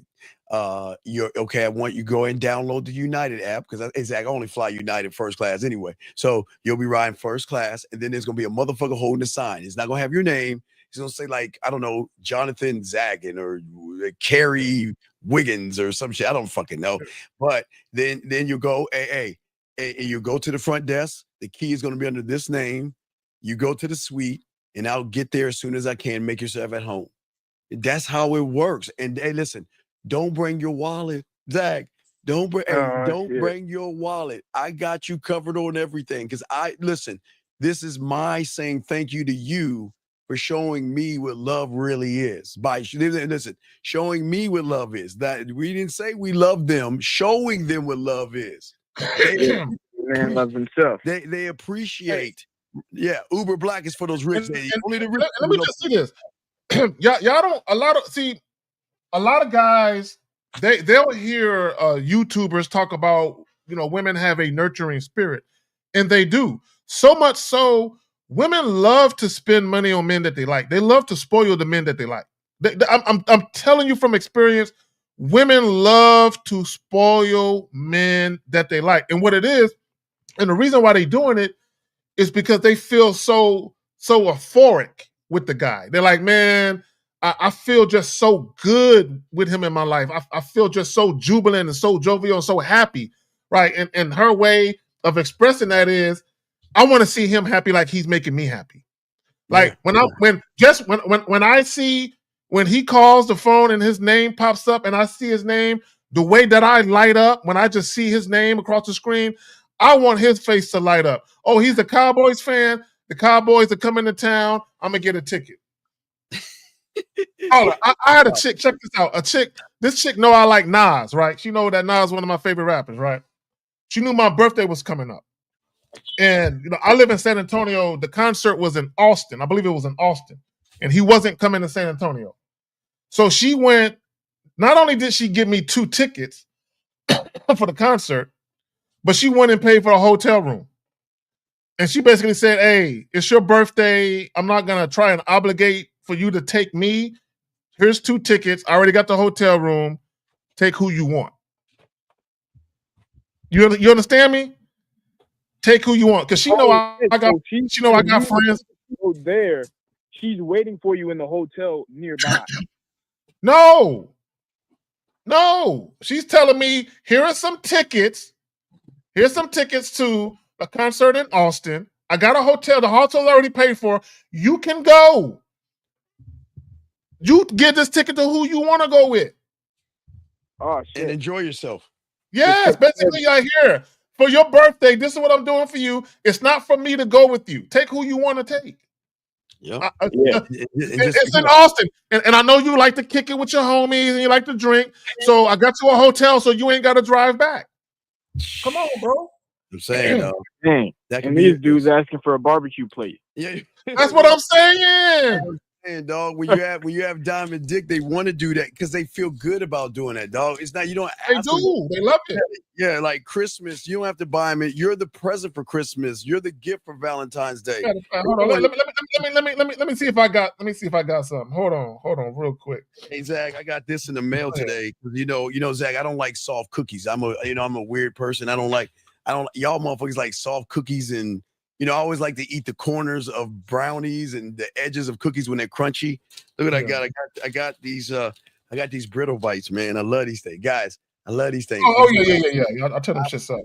I love these. Hey guys, this is a guilty pleasure. Don't be eating these all over, but guys, if y'all guys like crunchy, like cookies and like the edge of the brownies and stuff that's crunchy, man, y'all gotta get these brittle things. These motherfuckers are the shit. I'm sorry, Zach. You got it, man. I just wanted to say, because I was looking for the video, because I got a video when I was there, because it was Nas and Mary J. Blige. I was like, oh, I'm in heaven. Nas and Mary J. Blige, nigga, I was in heaven, bro. Lauren, that's all it takes, girl. Lauren, is that all it takes right there? Really, Lauren? Come on. Hey, because here it is. When people really fuck with you and they do shit they really ain't gotta do, and they really showing you a high level of investment. And that's why I say a woman fucking you, sex is the lowest form of investment. And women know that it is. Because women know that when they dealing with a man, and he's a man, right? They know that pussy to him is nothing. So they know that them fucking him is nothing. They know that. Because they know he can get pussy, he got options. You said what? It's a gift to her. It's a gift to her. It's a gift to her. Well, because she understands that you could be doing anything other with your time, but you're giving her your time. But here's the key, and Steve talks about this as well. Even when women are sharing you, here is the key. She should always feel like the only woman on earth when you are together. When y'all are together, she should feel like time stopped. And she's the only. And I told a chick that one time. A chick that I had just met, she was being a little too inquisitive about my dealings. So you deal with other women, you're gonna be fucking other women? And I told her straight up, I said, look, the only thing you need concern yourself with is the time that you have with me and how enjoyable it's gonna be. You're gonna feel like the only woman on earth when you're with me, and that's the only thing you need concern yourself with. And she said, I like that shit. You know what I'm saying? I'm not saying every woman is gonna like, but I'm saying that's her response was, I like the way that you put that. And that's all that really matters. The problem with a lot of guys, they're sloppy. They let shit bleed into each other. Meaning they let their dealings with other women interfere with their shit with other women. Like it's kind of like having your food on the plate. It's kind of like having Thanksgiving food. You don't let your turkey touch the fucking cranberry sauce. You don't let it touch. I mean, shit, I do though. But when it comes to women, the only time you let women touch is if you're doing a threesome. If they ain't fucking, why are you letting the shit bleed into shit? Why are you letting it merge? You shouldn't be connecting. You said what? All right. Well, caller. So we're gonna answer a few questions and roll this out. But you good though, big dog? Yeah. Okay. One more thing. Yes. One last thing. What's up? Okay, so we're talking about how all these experiences, how you make the woman feel, and how you do the work to create that. So as a guy, like, should they be taking that analytical mind that Zach was saying they use to? No, women are not thinking analytically. No. Okay, no. Bro, the only time you need to be analytical is when you're making choices. So I'll give you a prime example of when it's time to be analytical. Let's say I walk up on a woman, I introduce myself, and I'm talking to her. I'm like, well, look, I'm gonna keep it real with you. The reason why I'm over here talking to you, I saw you come into the place. I said, damn, I must make her acquaintance. But look, I have some availability this coming Friday. It's a little jazz spot that I frequent. Why don't you join me? And let's say she says, I don't know. I mean, maybe. Now it's time for me to reason with myself and be logical. This bitch just told me maybe. From a logical perspective, does it make sense for me to continue fucking with her? Caller, does it? Nope. Now, if I was thinking with my dick, now remember what I told you earlier, that sexual attraction is emotional. It's an emotion that you feel. Now, if I was thinking with my dick and I said, but she's so pretty though. Damn, and that ass is so fat. You know what? Although she's telling me maybe I can still fuck her. Let me try anyway. Now, am I being logical or am I being emotional? Being emotional. Exactly. There you go. All right, so we'll throw you back in, buddy. We got two questions to ask George and the two guys. George, we got your question, and we got your question, Ro. So, all right, dog, we'll throw you back in, okay, big guy? Yes, thank you. All right, great call, man. Great questions. Thank you very much. All right, so here we go. Let's grab these two questions. He said, so when a woman you're dating likes sending you money, should you always accept? And what is the appropriate way to reward? So this is what I would tell you. Sometimes things are too good to be true. Okay. Sometimes some things are too good to be true. And let me just say this.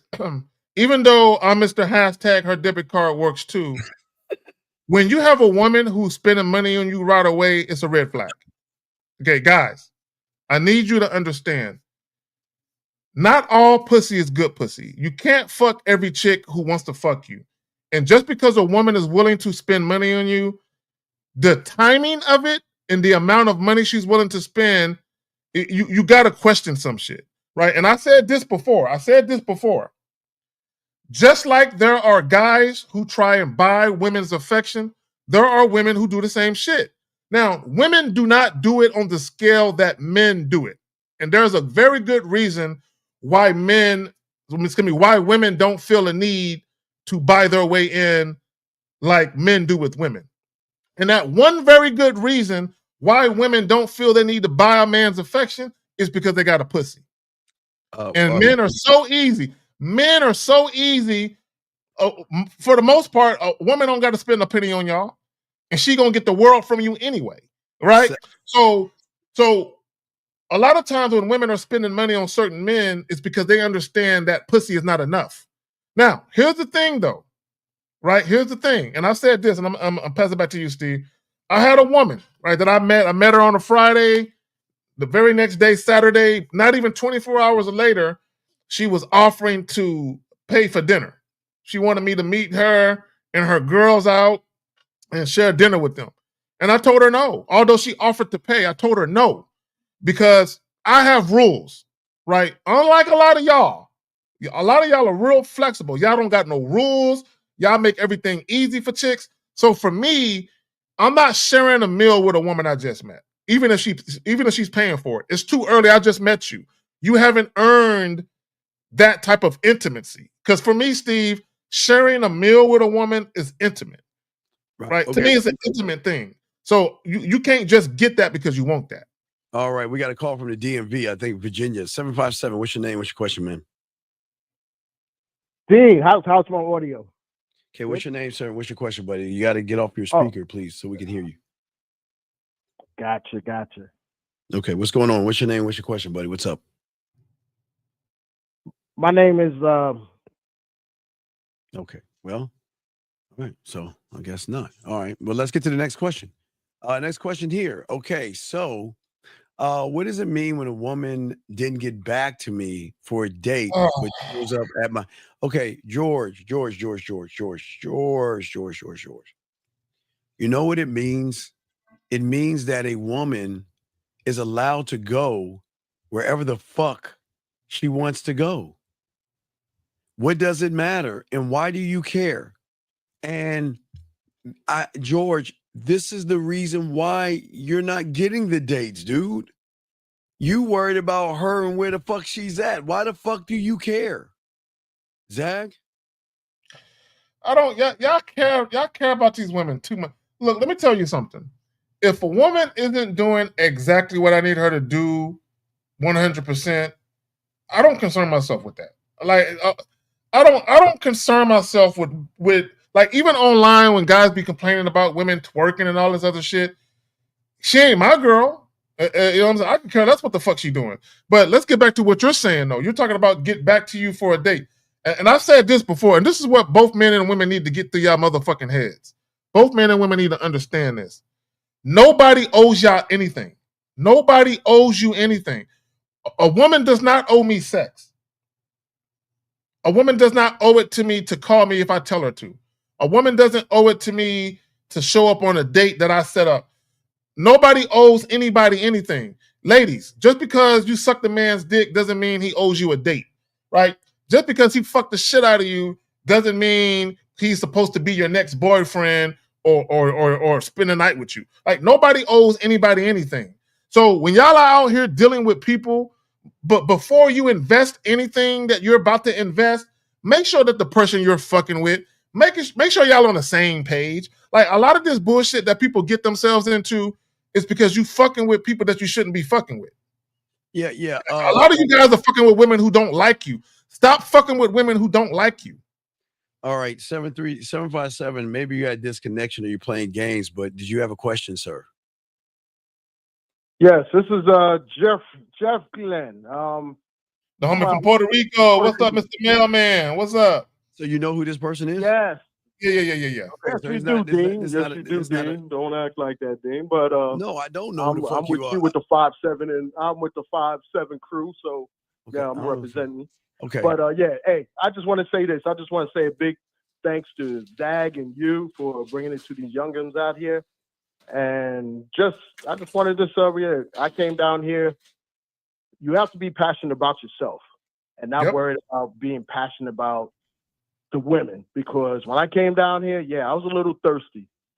But then when I started locking in and focusing on myself, the women started coming to me because I knew what I wanted to do. I knew what I was about, and I wasn't being thirsty about them.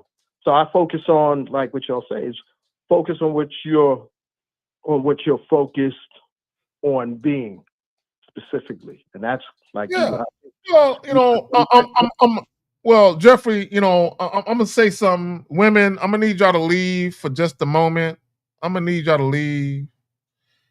Just go out there. There's some cake pops. They have fudge, strawberry, vanilla, cocoa bean. Go out there, enjoy yourself. There's also some mimosas out there. Some Arbor Mist. You know what I'm saying? For my cheap wine drinkers and shit, with my winos and shit. Wine connoisseurs. So I love women to death, but I'm gonna say something, and I don't want women to take it the wrong way. So, caller, if I was to buy a fully loaded Lexus, right? Would you say I don't got to do nothing to it and it's fine just the way that it is? As far as me owning it, or no, anybody, like a brand new fully loaded Lexus, all the bells and whistles, everything, fog lights, all of that, spoilers, all of that, everything, all the little bells and whistles that people like, sunroof, all of that. If I bought a brand new fully loaded Lexus, okay, out the motherfucking lot, fresh, brand new, no miles on it, would you say I don't got to do nothing to it? I can just roll it out the way it is and it's just fine the way it is? Yeah. Okay, that's how I am, right? So now, what I can choose to do with that Lexus is I can buy some aftermarket rims for that Lexus. I can throw some carbon fiber kits, some ground skirts on the Lexus, and I can kind of customize it and make it my own. That's how I look at women, right? Meaning I'm fine the way that it is. So a woman to me is like an aftermarket car part, right? You know what I'm saying? I can add it and I can make it just that much better, but it's fine the way that it is. That's how I describe myself. I'm fine the way that I am, but a woman is like an accessory, right? It's a nice accessory, right? But she's not required and she's not needed. She's wanted. But the moment she outshine her welcome, she up out of there. That makes sense? That's right. That perfect sense. And I will tell you this: when I got down here, I did meet this Boricua down here. I didn't even know how to speak Spanish coming down here, but by me showing my face and me knowing who I am and just my personality, they got drawn to me because of the confidence that I had. Even though I kind of was shaky on it, I would go in there and try to speak the Espanol to them, and then they would like kind of laugh and everything. And then next thing I know, they telling me words. Long story short, I'm heading to the airport, going home for the holidays down in San Juan. This other female came in there. I saw her. I took my shot at her, got the number. She said she was going to Jersey. I didn't think I was going to hear from her again. But I did tell her before I left, I said, the minute those wheels touch ground, I want you to give me a call. Let me know you made it to wherever you had to go safe. I said, that's all I really require from you right now, whether I see you again or not. About 2 days later, after she got there, she called me again and said, look, I'm looking forward to seeing you when you get back. And from there, that time, and I'm just the confidence that you show and the way you know how to talk to them. I was at the VA hospital down here, and I'm not rambling on here, but I had got sick. I don't know nobody down here. And I reached out to this woman. I said, look, I need somebody to release me from the VA hospital. I said, I don't know anybody. You're the only one I know. You know, this woman took an Uber an hour away, came to the hospital, sat there for 8 hours until I got out of surgery, my procedure. And she drove me to the house. You know, from there, I was like, oh, shit. You know, I was expecting her to say, nah, well, fuck that. But since then, when she did that, I asked her, I said, what was it? I said, you know, I really appreciate you doing that for me. You know, I wasn't expecting that, but, you know, but she told me it's just the way that you carry yourself, the way that you talk to me made me feel. She said, damn. She said, I would have stayed in the hospital for a whole 2 days for you. So it's just, I would just want to tell these young men out here that when you get out here, stop trying to impress shit. Stop, be yourself, be confident, know who you are. And when you walk through them, that's part of the problem, Jeff, is they don't know who they are. They either don't know who they are or they don't like who they are. One of the two. You either don't know who you are or you do and you don't like yourself. One of the two. Yeah, and Steve, shout out to you too. You know your videos that you gave. I got some of your material there, and I practice that material. And you youngins out there, you better school yourself up on that shit there, because I'm telling you, when you go in there and not trying to blow anybody's head up, but when you down there doing the deed and everything, and old girl says, "See, Poppy, that was awesome." You know, and you're like, "Fuck," you know, I was just practicing what I learned here, and now the fact is, my birthday was last month. I was talking about going back to the States. She came up to me, and like you said, spending that money. She said, I got something for your birthday. And I was like, what that? She said, I got a trip for us to go over to Punta Cana. Spend 4 days over there, just you and I. I was like, what? Where? Because you ain't got to do nothing. You just got to show up. Took me over there and came back, and now everything's pretty much locked in.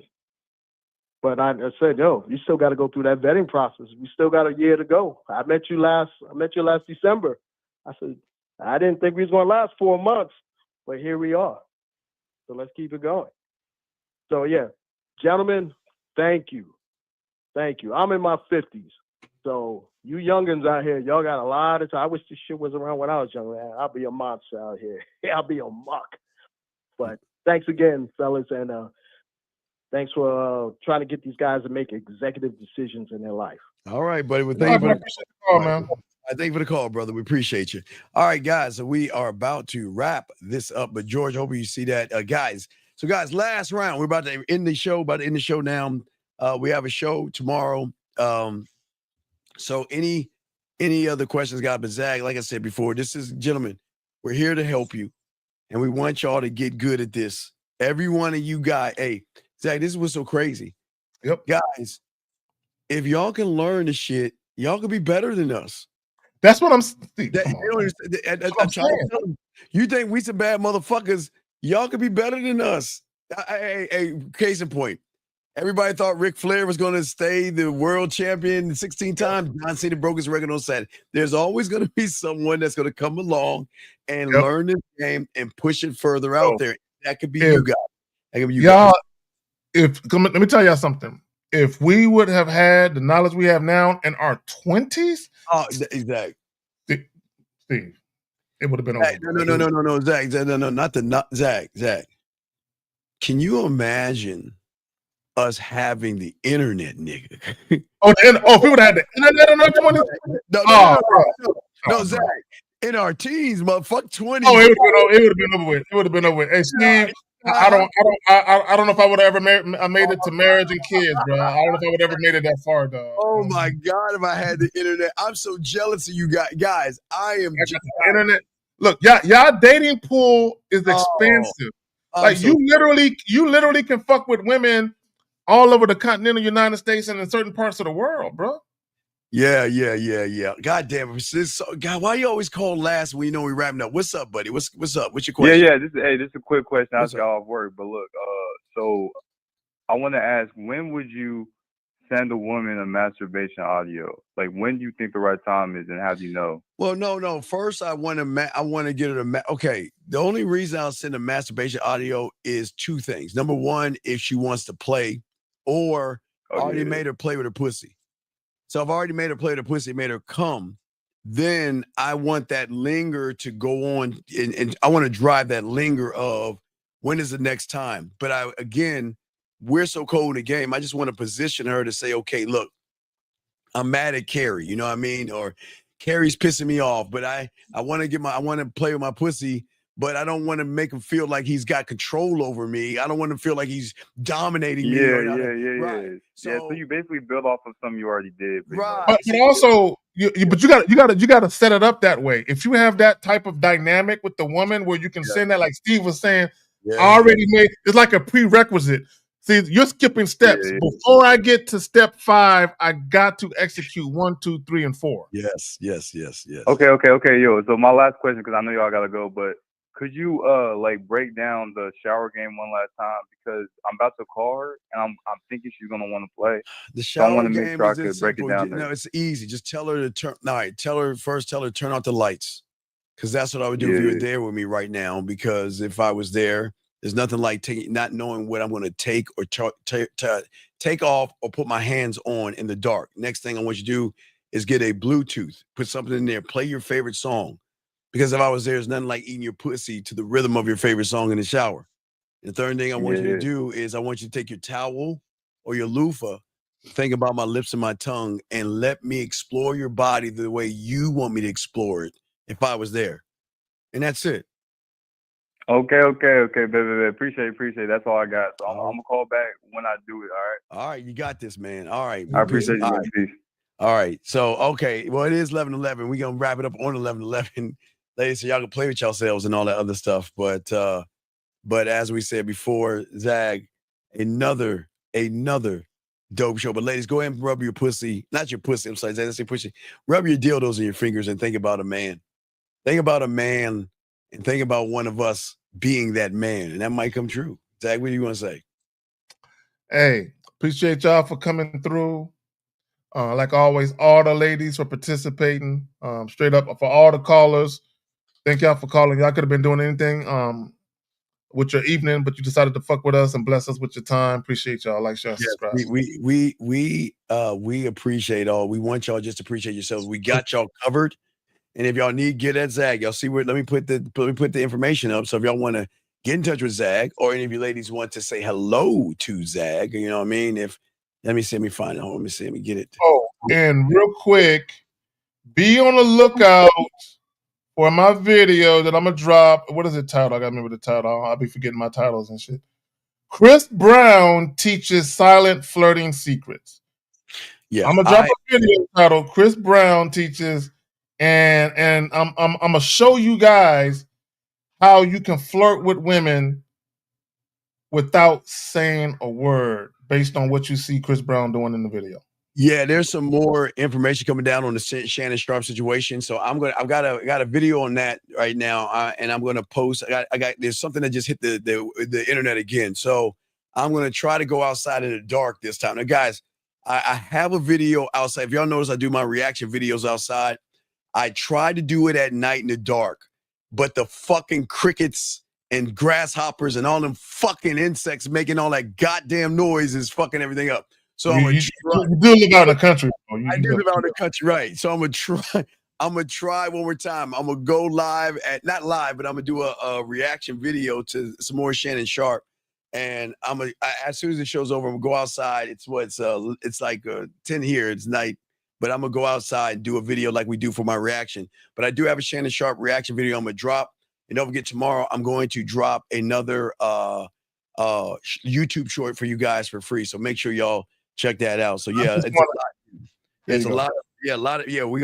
I got a video on Shannon right now. I'm about to drop in a little while, but I gotta go outside and record the other thing. There's some new developments have come around, and I got to talk about that. So guys, we appreciate you guys, man. So all you guys, we appreciate you guys. Y'all need us. This is how y'all get at us. Y'all see right there. Email us if you want coaching, if you want the pathway, get at me. But again, for ladies, Carrie K Zagging, that's it right there, right? That's right there. Yeah, for all the ladies out there. Zagging 20. That's the IG, man. Yeah. I need to put YouTube/IG. Ladies, this is mine. The man mindset. Ladies, just type in the man mindset. Just say stop by and just say hello to say hello, ladies, and I'll make sure. Just say hi. Yeah, we'll say hi back. We don't bite. We might nibble occasionally, but we don't bite. Yeah. So I got y'all guys, and y'all get yourselves. So guys, we're gonna wrap this up. We'll see y'all tomorrow on OG React Show. We out this joint. Y'all have a good night, man. Peace.